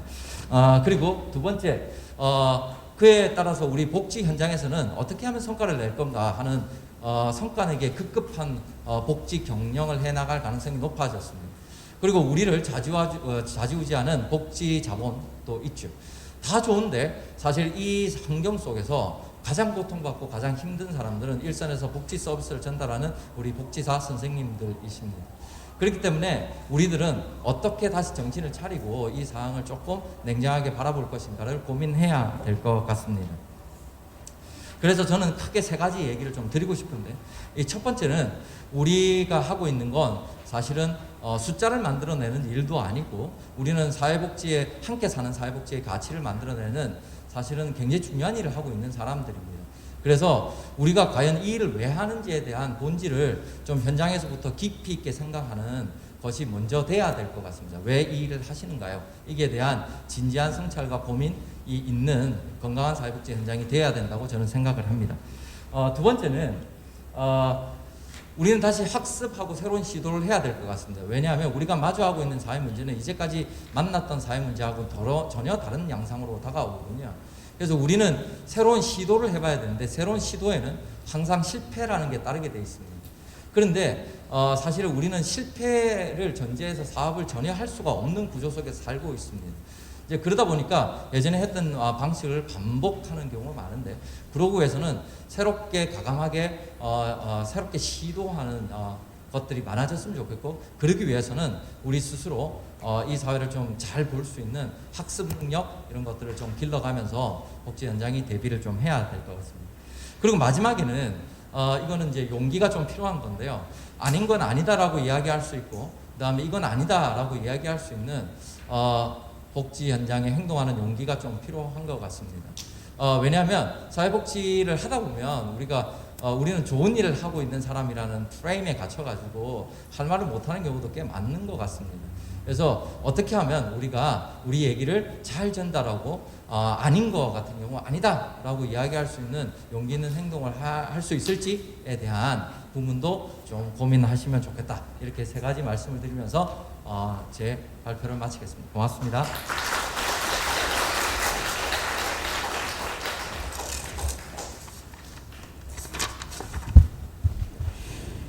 네, 워낙 바쁘셔서 어떻게 우리 대표님을 섭외했냐는 그런 질문을 많이 받았습니다. 유익한 강의를 해주신 방대욱 대표님께 다시 한번 큰 박수 부탁드리겠습니다. 네, 저희 구청장님께서도 지금 다음 일정으로 자리를 비우셔서 근데 저희 부구청장님께서 와 계십니다. 저희 부구청장님은요, 네, 사회복지 시설에 대한 애정이 아주 많이 갖고 계시고요. 사회복지에 대한 전문가적인 여러 가지 관심으로 함께 하고 계신데요. 우리 뒤에서 계속 이 포럼을 함께 참여하고 계신 구로구 부구청장님으로 근무하시는 엄은식 부구청장님을 소개해 드리겠습니다. 큰 박수 부탁드립니다. 네, 부구청장님 인사 말씀 한 말씀 부탁드려도 될까요? 이제 토론에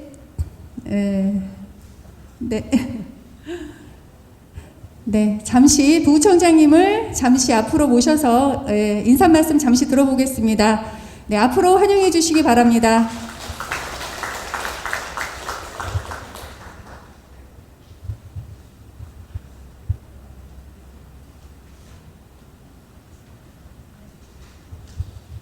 네, 이거 방송이 안 찍힐 것 같은데. 예, 뭐 저희 뒤에 와서 듣고 있는데 주제가 아주 재밌습니다. 이제 김영영 교수님 내용이나 우리 서정유 박사님 내용, 우리 또 방대욱 대표님 아주 재밌게 듣고 있습니다. 이제 사회복지의 뭐 거의 공공성을 강화하는 부분이나 또 이 코로나 겪으면서 우리 시설에서 종사자 여러분들 많은 어려움들을 겪었을 텐데 그런 것들이 이렇게 논의가 되고 좀 정리가 될 수 있는 자리인 것 같아서 좋습니다. 네, 저도 마지막까지 재밌게 듣도록 하겠습니다. 네, 고맙습니다. 네, 부구청장님 대단히 감사합니다. 네, 다음은 토론을 이어가는 시간입니다. 이어서 토론하실 분들을 단상위로 모시겠습니다. 토론을 우리 먼저 토론을 이렇게 진행을 하도록 하겠습니다. 네, 이번 시간은 토론의 시간이고요. 우리 김용화 관장님께서 사회적 거리두기와 사회적 고립 위기로 관계와 역량 기반 사회복지 실천에 대해서 발표해 주시겠습니다. 환영의 박수로 맞이해 주시기 바랍니다. 네, 감사합니다. 안녕하세요. 화원조합사회복지관장 김영화입니다. 사회적 거리두기가 사회적 고립 위기로 이어지지 않는 관계와 역량 기반 사회복지 실천이라는 제목으로 전 토론을 하려고 합니다. 먼저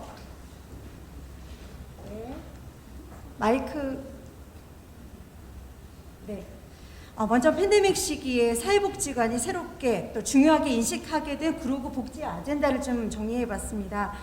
코로나 시작 한 해 전인 2019년 화원복지관과 구로 주거복지센터는 공동으로 최저 기준 미달주택 거주 및 실태 조사와 지원 사업을 수행한 바 있습니다. 이것이 코로나에 또 기후 위기에 더 취약했던 주거 취약층 지원에 바로 돌입할 수 있게 된 계기가 된 것 같습니다. 코로나 시기기 슬기로운 집콕 생활이 또 누군가에게는 감옥 같은 지복 생활을 하는 구로구에는 쪽방, 여인숙, 고시원에 거주하시는 분들이 계시고 1인 중장년 가구, 사회적 고립 가구 분들이 구로구의 또 주요 복지 아젠다가 되었습니다.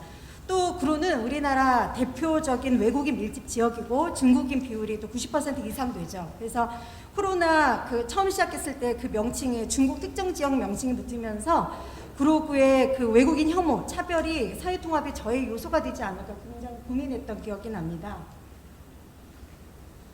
네, 좀 사진이 하나 빠진 것 같은데 죄송합니다. 네. 네. 제가 사진을 하나 가져왔었는데요. 어떤 내용이냐면, 그래서 제노포비아, 온라인상에서 급속하게 퍼지는 그런 외국인 혐오가 그간 구로에서는 또 특별히 선주민, 이주민 간의 상생, 공존의 그런 다문화 사회 움직임을 만들고 있었는데 그 공동체를 허물지 않도록 또 노력했던 각 기관들의 그런 노력들이 있습니다.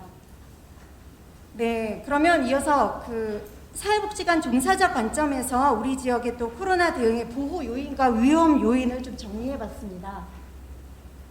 보호 요인 중에 그 몇몇 지자체에서는 코로나 초기 시기에 복지관 개방을 제한한 바 있는데 구로구 같은 경우에는 사회복지관 개방 허용을 했다라는 건 확실한 보호 요인인 것 같습니다. 또 민간 자원 중심으로 해서 다양한 코로나 그 위기 지원 사업들이 있었고 절차도 아주 간소하게 지원 규모도 아주 상당한 내용들이 많았고요. 또 거리두기로 자원봉사자의 활동이 어려운 시기에도 복지관의 오랜 협력 파트너인 주민조직이 있어서 위기 사례 발굴을 한다거나 긴급 돌봄이 가능했던 점이 보호 요인인 것 같습니다.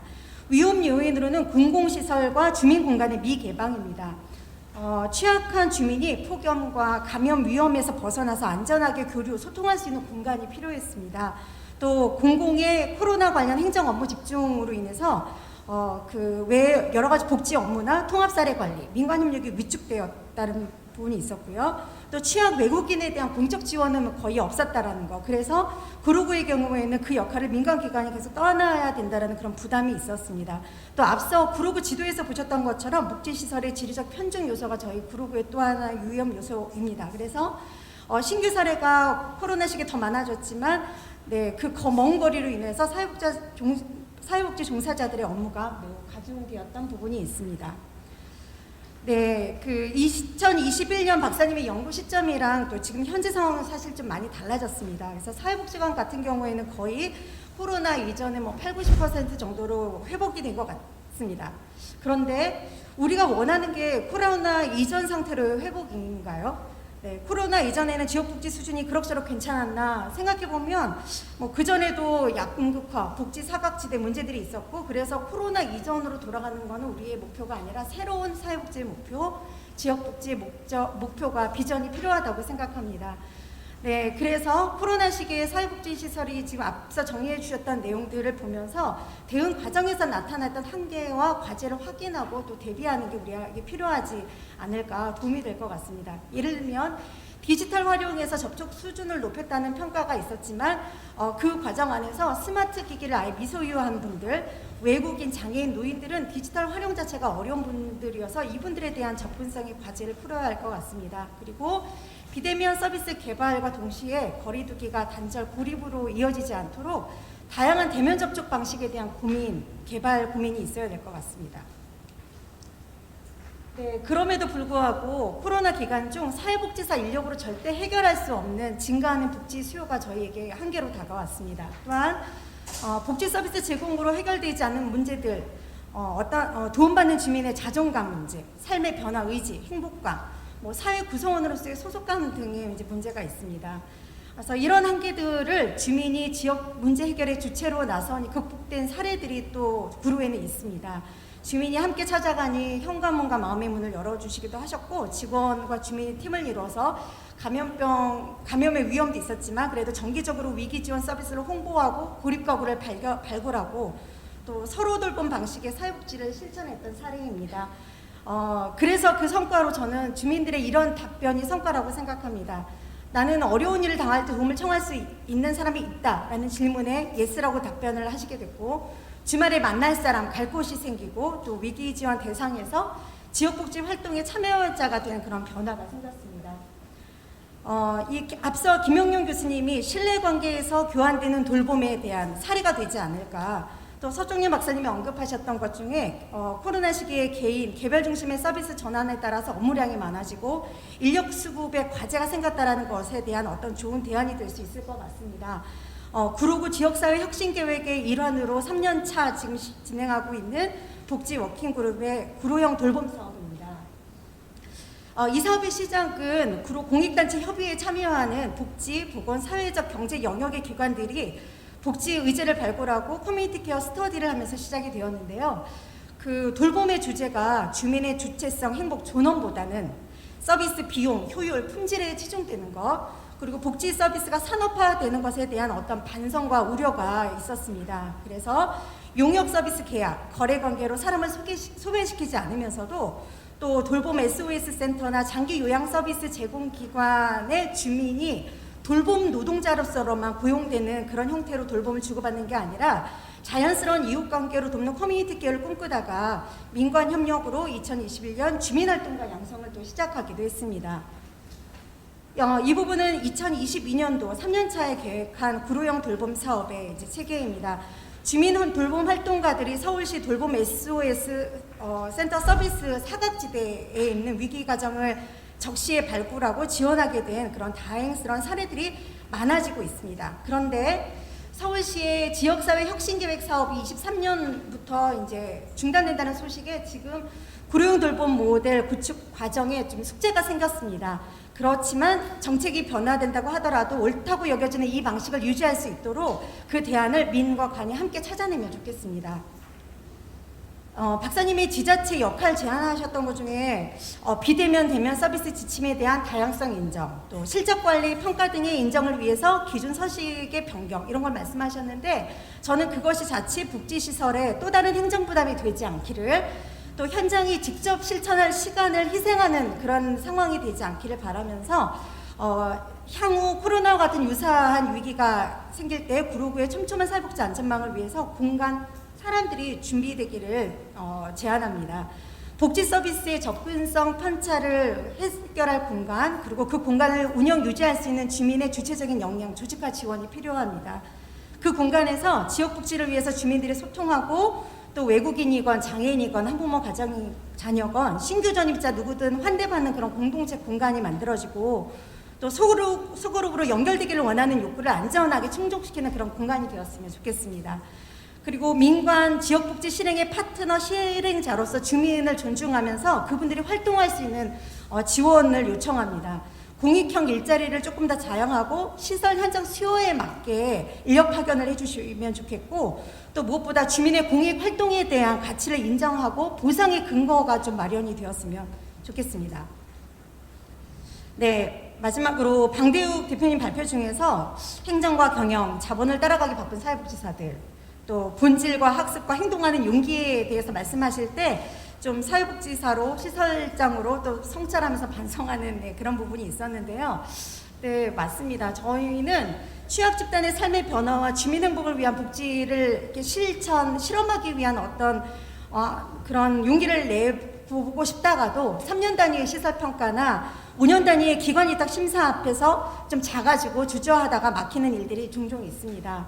그리고 실적과 성과를 입증해야 되는 신공공경영 정책, 뭐 이런 기관의 관행, 이런 부분들이 저희가 변화를 창조하는 것을 방해하고 있는 것은 사실인 것 같습니다. 근데 인용하신 그 레디컬 헬프의 시작, 그 책에 보면 그 책은 영국 스윈던시의 당국 지도자들과 사회복지기관의 용기 있는 결정에서부터 시작된 것으로 압니다. 86% 행정, 14% 직접 실천이 20% 행정, 80% 실천으로 바뀌었다고 하죠. 거기에 사례관리 당사자가 주체적인 참여가 돼서 가져온 삶의 획기적인 변화들이 그 책에 녹여져 있는 것을 봤습니다. 이 문장으로 저는 마무리하고 싶습니다. 네, 전 세계 복지 이념의 틀이 지금 돼버린 사회보험 및 관련 서비스, 베버리지 보고서를 작성한 이후에 베버리지는 3차 보고서에서 이렇게 고백했다죠. 나는 시민과 지역사회의 힘을 경시하고 그 힘을 제한했음을 후회한다. 사람들로부터 그 사이 관계로부터 해결책을 모색해야 한다. 네. 힐러리 코텀이 영국의 한 지자체에서 공무원들과 사회서비스 종사자들과 주민들과 함께한 그 레디컬 헬프의 실험이 이 한국의 구로구에서 이어지기를 바라겠습니다. 경청해 주셔서 감사합니다. 네, 사회복지 실천 현장에서 겪은 좋은 사례를 발표해 주신 우리 김용화 관장님께 다시 한번 박수 부탁드립니다. 네, 다음은 온수어르신복지관 남수영 관장님께서 토론을 발표해 주시겠습니다. 환영의 박수로 맞이해 주시기 바랍니다. 네, 안녕하십니까. 어르신이 행복한 삶을 함께 만들어가는 온수어르신복지관 남수영 관장입니다. 저는 코로나 시대의 사회복지 현장의 현실과 고민에 대해서 발표를 준비했습니다. 네, 발표 순서는 다음과 같습니다. 먼저 노인이 살아가고 있는 우리나라의 현장에서부터 이야기를 시작하겠습니다. 아까 교수님들께서 조금 상황이 나아진 것 같다는 말씀을 해주시긴 하셨지만 우리나라는 여전히 OECD 국가 중에 노인 빈곤율 1위, 취업률과 자살률 역시 1위입니다. 2020년 통계청 노인 실태 조사 보고서에 따르면 일하는 노인의 73.9%는 생계비 마련을 위해서 경제 활동을 하고 응답했고 서울연구원 자료에 따르면 부양받는 노인은 16.5%로 나타나고 있습니다. OECD 통계 중 주목할 부분은 노인 인구의 극심한 빈곤율입니다. 특히 이 빈곤율은 후기 노년기가 가면 더욱 심화되고 있습니다. 이 사진은 지난 여름 수해를 입으신 어르신 댁의 사진입니다. 과연 재난이 모두에게 평등한 영향을 미쳤을까요? 이런 상황에서 복지관은 변화와 대응을 계속 해왔습니다. 사실 이건 저희 기관의 자료이긴 하지만 저희 브로그에 함께하는 모든 기관들이 같이 하고 있는 내용들일 것 같습니다. 생존을 위한 필수재 제공, 어르신들의 생활 안정을 도모하기 위한 자원 개발 및 연계, AI는 절대 할 수 없는 사람만의 따뜻한 정서 지원 등 찾아가는 1:1 개별화 서비스를 적극적으로 수행해 오고 있습니다. 디지털 온라인 생활 방식에 맞춘 각종 교육을 소집단 대면 및 비대면 방식으로 병행하고 있습니다. 감염보다 빈곤이 더욱 두려운 어르신들의 일자리를 안정적으로 유지하기 위해 고강도 사회적 거리두기에도 일할 수 있는 수요처를 찾았고 감염의 위험을 관리하며 운행하고 있습니다. 사회적 고립으로 인한 어르신들의 건강 악화를 예방하기 위한 온라인 사업, 지역 연계 서비스를 제공하고 있습니다. 그리고 올해부터는 아주 조심스럽게 일상 회복을 시도하고도 있습니다. 3년 동안 지속된 코로나는 정말 많은 것을 바꿔놓았습니다. 어르신들은 감염의 공포 속에서 사회적으로 고립되고 건강은 악화됐으며 뉴노멀 사회의 부적응과 배제의 어려움을 겪고 있습니다. 그리고 빈곤의 문제에서 자유롭지 못합니다.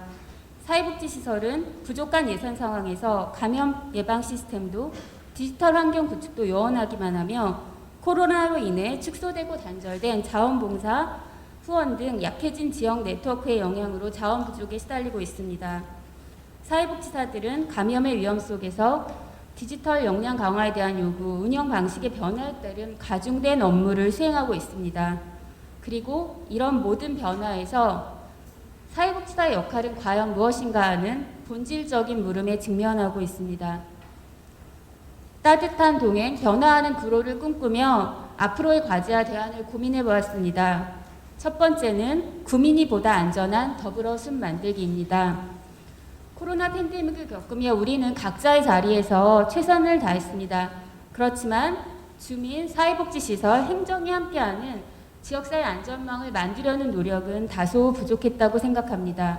보다 유기적이고 촘촘한 사회 안전망을 만들어가기 위해 기관과의 연합과 연대, 민과 간의 협치가 더욱 강화되기를 희망합니다. 그리고 지역의 세 주체가 함께하는 위기 및 긴급 대응을 위한 협의체를 구성하면 좋겠습니다.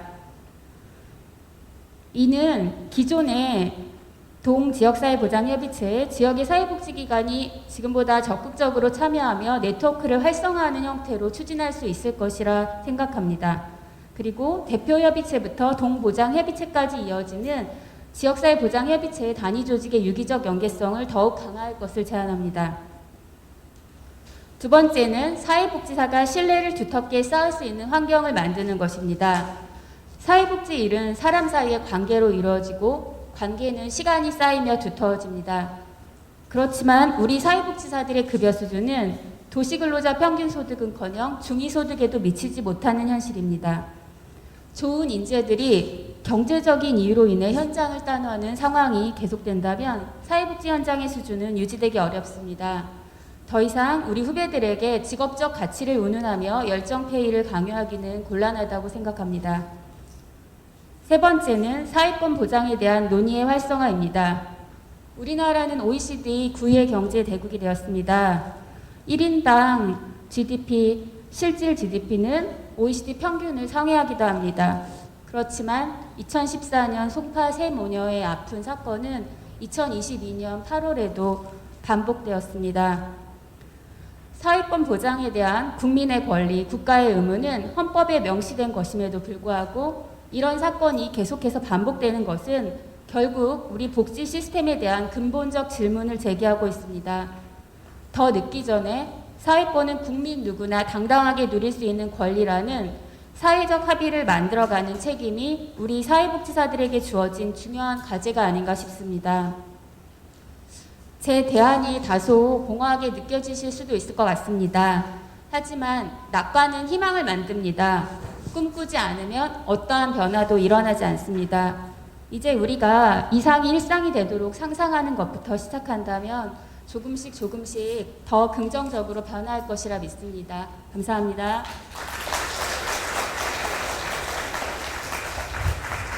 네, 사회복지 실천 현장의 과제와 대안에 대해서 발표해 주신 우리 남수영 관장님께 다시 한번 박수 부탁드리겠습니다. 네, 지금 다 올라와 주고 계신데요. 네, 감사합니다. 네, 지금부터는 우리 좌장으로 함께 해주실 김형용 교수님께서 질의응답까지 진행하시겠습니다. 예, 박수로 진행을 부탁드리겠습니다.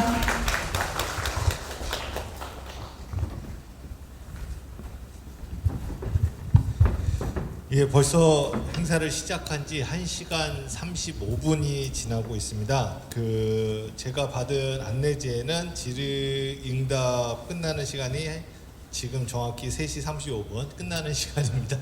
그래서 그래도 오늘 두 분의 주제 발표도 있었고요. 두 분의 토론도 있었고요.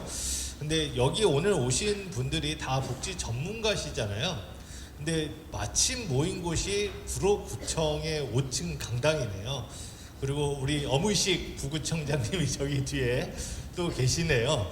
그래서 사실 이따가 지역사회보장협의체 연구 영역, 그러니까 지역사회보장 계획, 이제 발전 계획에 대해서 여러분들이 또 보고하고 발표하는 자료도 있겠지만, 그 전에 오늘 이렇게 저희끼리 이야기했던 거와 연결지어서 구로구의 이 복지 또는 우리가 복지라고 하면 또 너무 말이 크잖아요. 그러니까 우리가 하고 있는 이 민관 협력 어떻게 하면 좋을까 뭐 이런 고민들이었던 것 같아요. 그래서 먼저 질문 있으시면 저희가 먼저 플로어에서 질문을 먼저 받고요. 돌아가면서 시간 지금 한 5분 내로 끝내야 될 것 같아서요. 각자 돌아가면서 본인이 말씀하셨던 오늘 여러 가지 뭐 상호 의견일 수도 있죠. 마지막 정말 민관 협력 어떻게 해야 되는 거지? 라고 하는 거를 간략하게 좀 정리를 해보면 좋을 것 같습니다.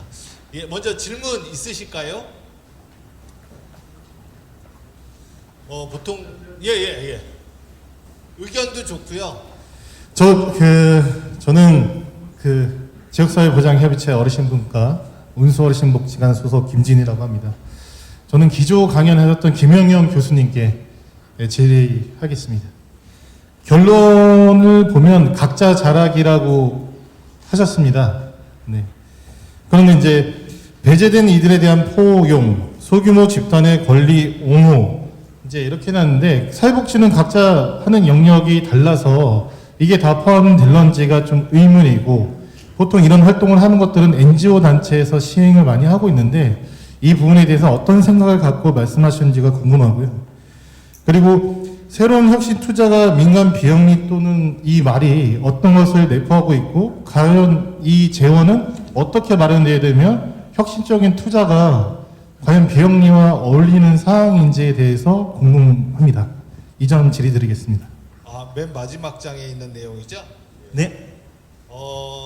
아까 이 내용이 뭐냐면요. 우리 방대우 대표님이 말씀하셨던 라구라 라잔의 이야기하고 같은 그 책을 읽고 썼던 내용이에요. 뭐냐면 국가가 해야 되는 거는 지방자치단체랑 국가가 해야 되는 거는 법제에 의해서 만들어진 사회보장 급여를 할 거 아니에요.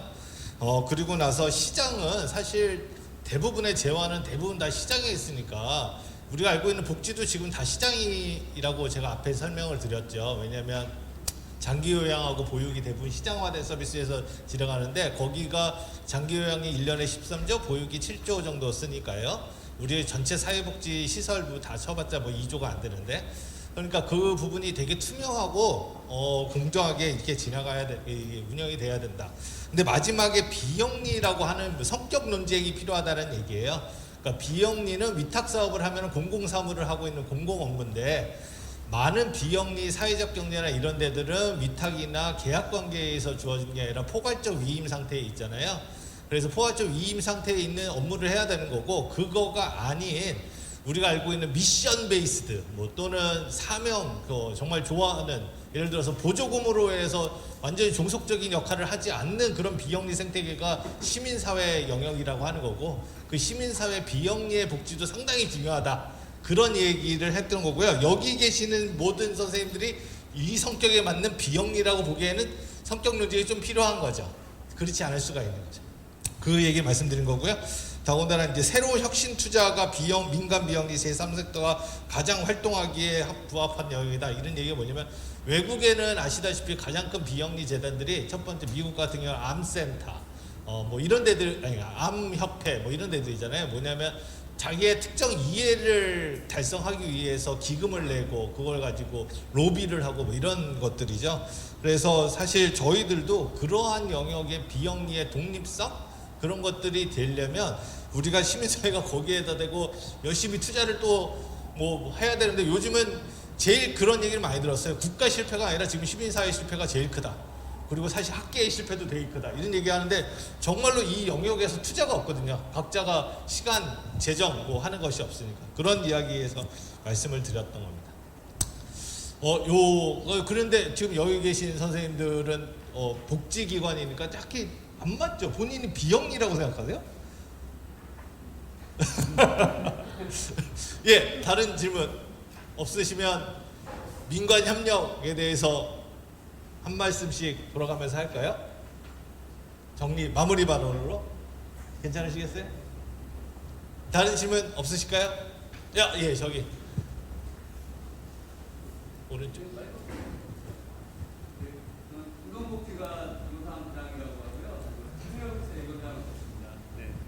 다름 아니라 저도 이렇게 민간 협력에 대한 항상 딜레마를 가지고 있는데요. 사실 오늘 이 자리 같은 경우도 협의체에서 함께 주최를 했지만 거의 대부분이 민간 기관에서 같이 하고 있고, 그런데 이제 사실 이런 부분들이 비록 이렇게 비단 우리 구로구만의 일은 아닌 것 같습니다.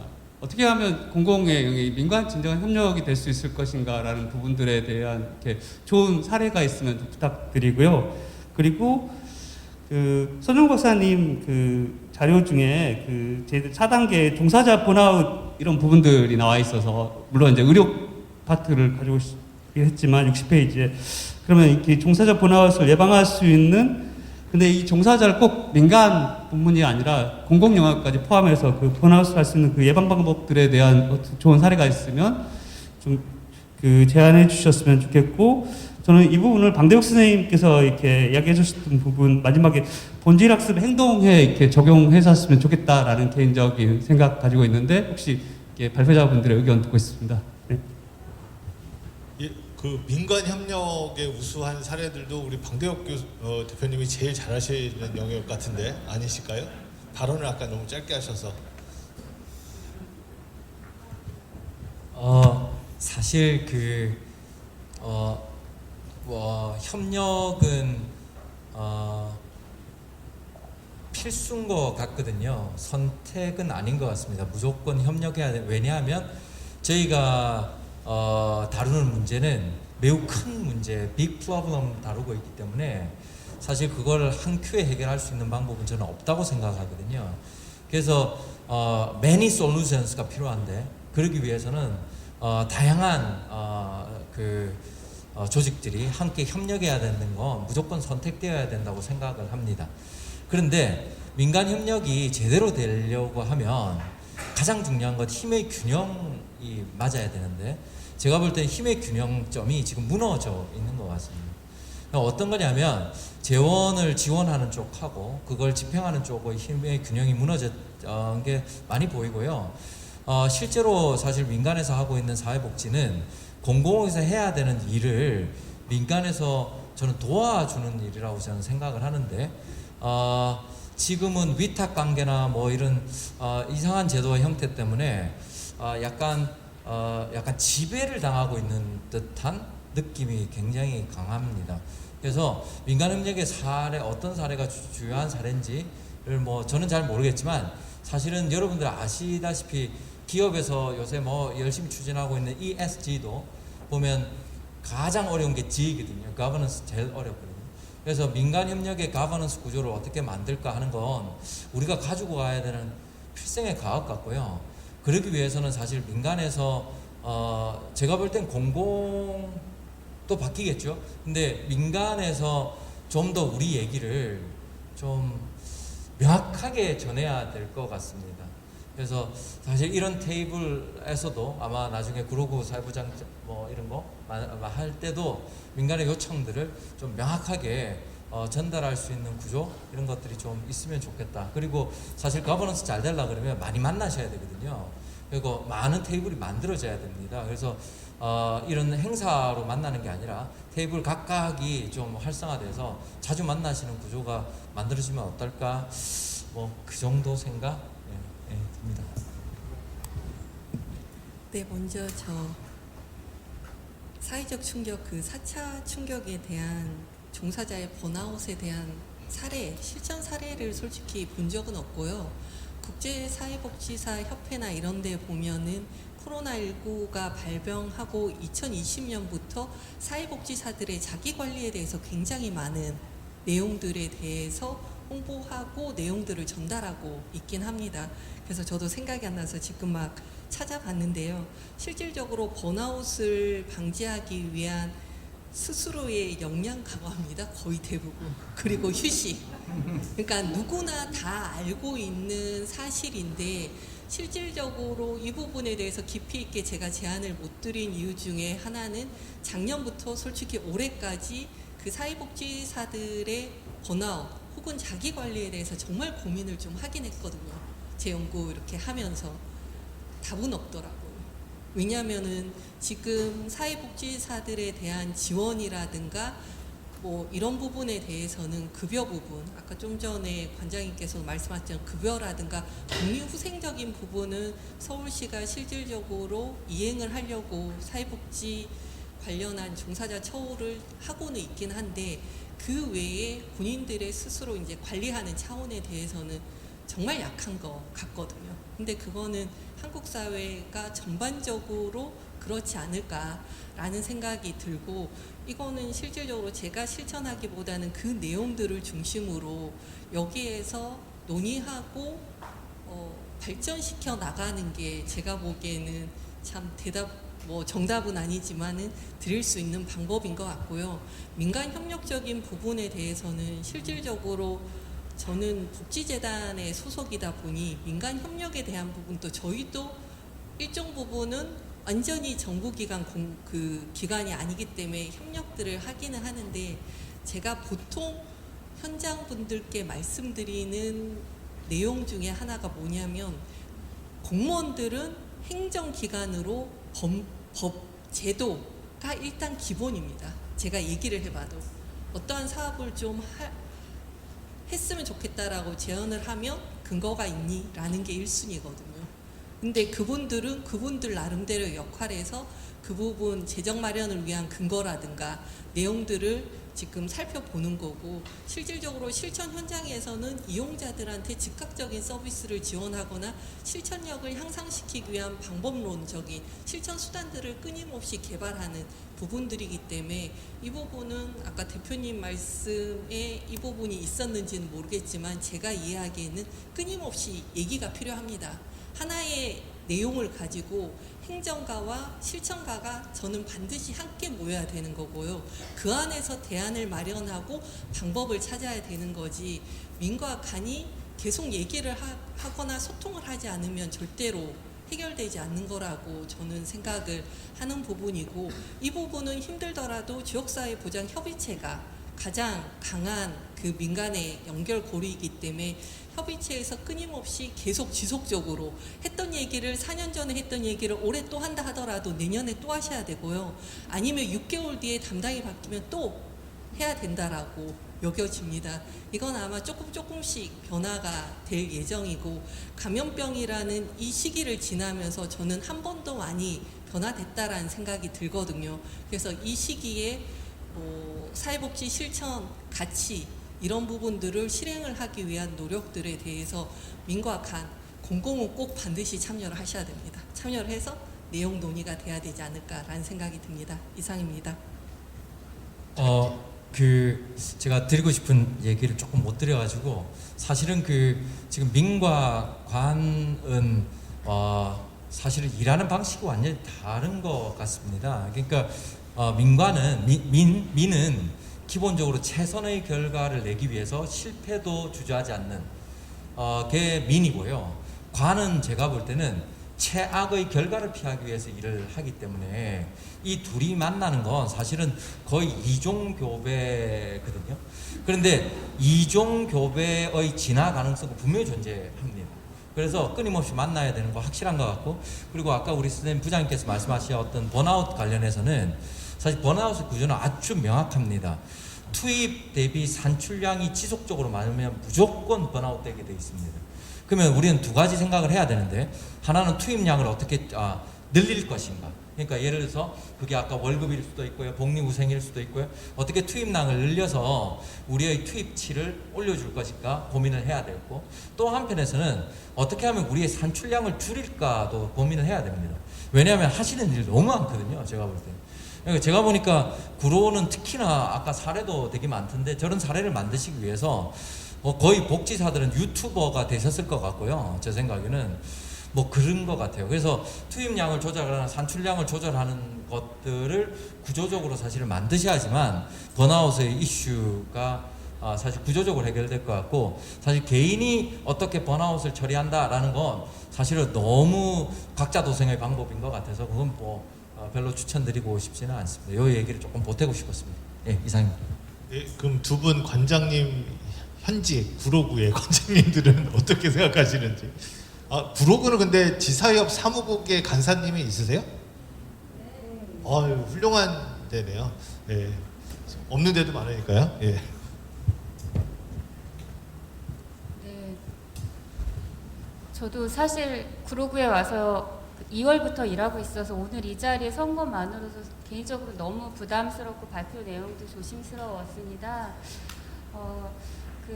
여러분들 계속 말씀해 주셨지만 네트워크의 기본은 사람과 사람이 만나는 것이기 때문에 얼마나 더 우리가 자주 만나고 서로 진실되게 소통하느냐 아닌가 같습니다. 저는 저희 포럼 준비하면서 서혜경 팀장님이랑 저희 주무부서 팀장님보다 더 친해졌습니다.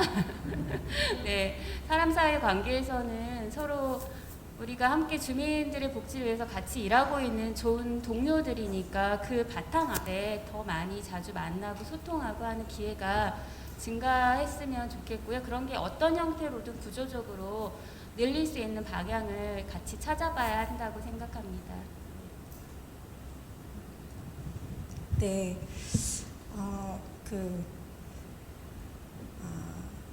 네, 민관협력, 네.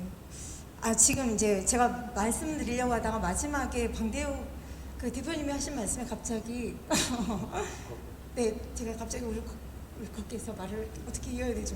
네, 이런 재미도 있어야지 기억 남는 협의체 뚫어내가 되시라고. 소진을 말씀하셨잖아요. 진짜 소진이 돼 보니까 그게 어떤 상황인지를 제가 요즘에 좀 경험하면서 우리 구민의 존엄, 삶의 질뿐만 아니라 이 일을 행하는 사람, 종사자분들 또 공무원분들의 삶의 행복도 놓치지 말았으면 좋겠다라는 생각이 많이 들었습니다. 그래서 오늘의 이 자리가 이게 어떻게 모였든지 간에 이런 논의를 할 수 있는 자리가 있다는 것만으로 코로나 시기에 사실 협의체가 가장 잘 모였던 것 같아요. 가장 일을 많이 하고. 제가 이제 구로구 온 지 12년 차가 됐는데 12년 기간 제 기억 속에는 그래서 좀 바라기는 오늘 나왔던 내용들이 오늘 잘 행사 끝났다라고 멈추지 않고 여기에서 한두 가지라도 네, 좀 잡아서 우리 구로 구민의 또 종사자분들의 또 공공에 계시는 분들의 삶의 질을 모두 나게 만들 수 있는 그런 행동으로 이어지는 자리가 꼭 TFT로 이루어지기를 하는 바람입니다.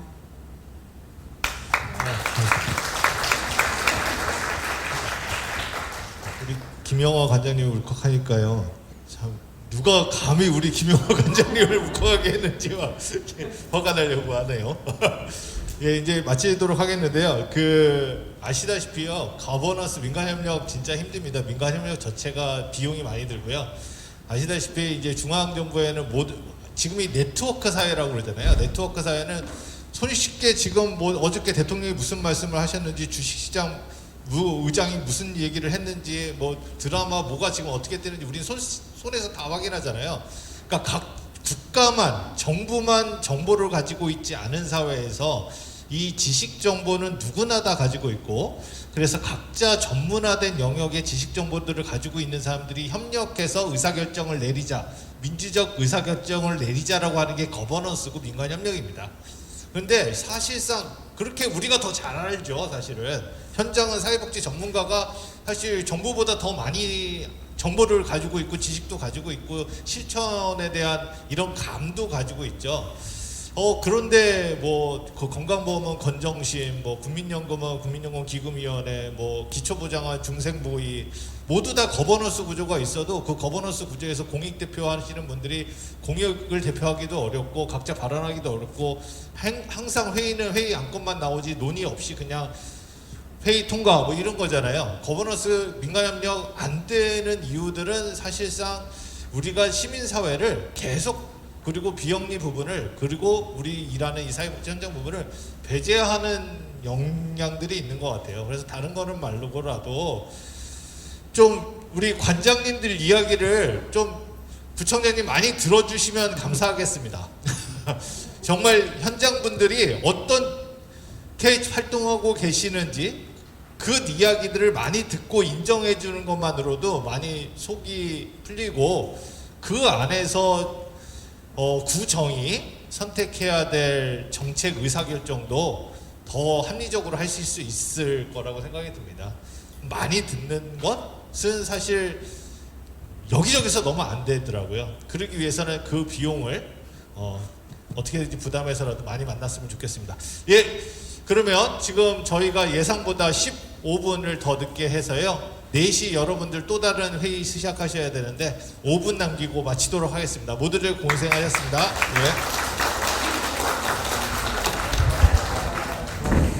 네, 열정적인 강연과 토론을 해주신 분들께 우리 큰 박수 부탁드리겠습니다. 네, 그리고 또 장시간 옆에 테이블에 계신 분들에게 큰 박수 한번 보내드릴까요? 너무 애쓰셨습니다. 네, 함께 해주신 분들 대단히 감사합니다. 이상으로 사회복지 포럼을 마치겠습니다. 대단히 감사합니다.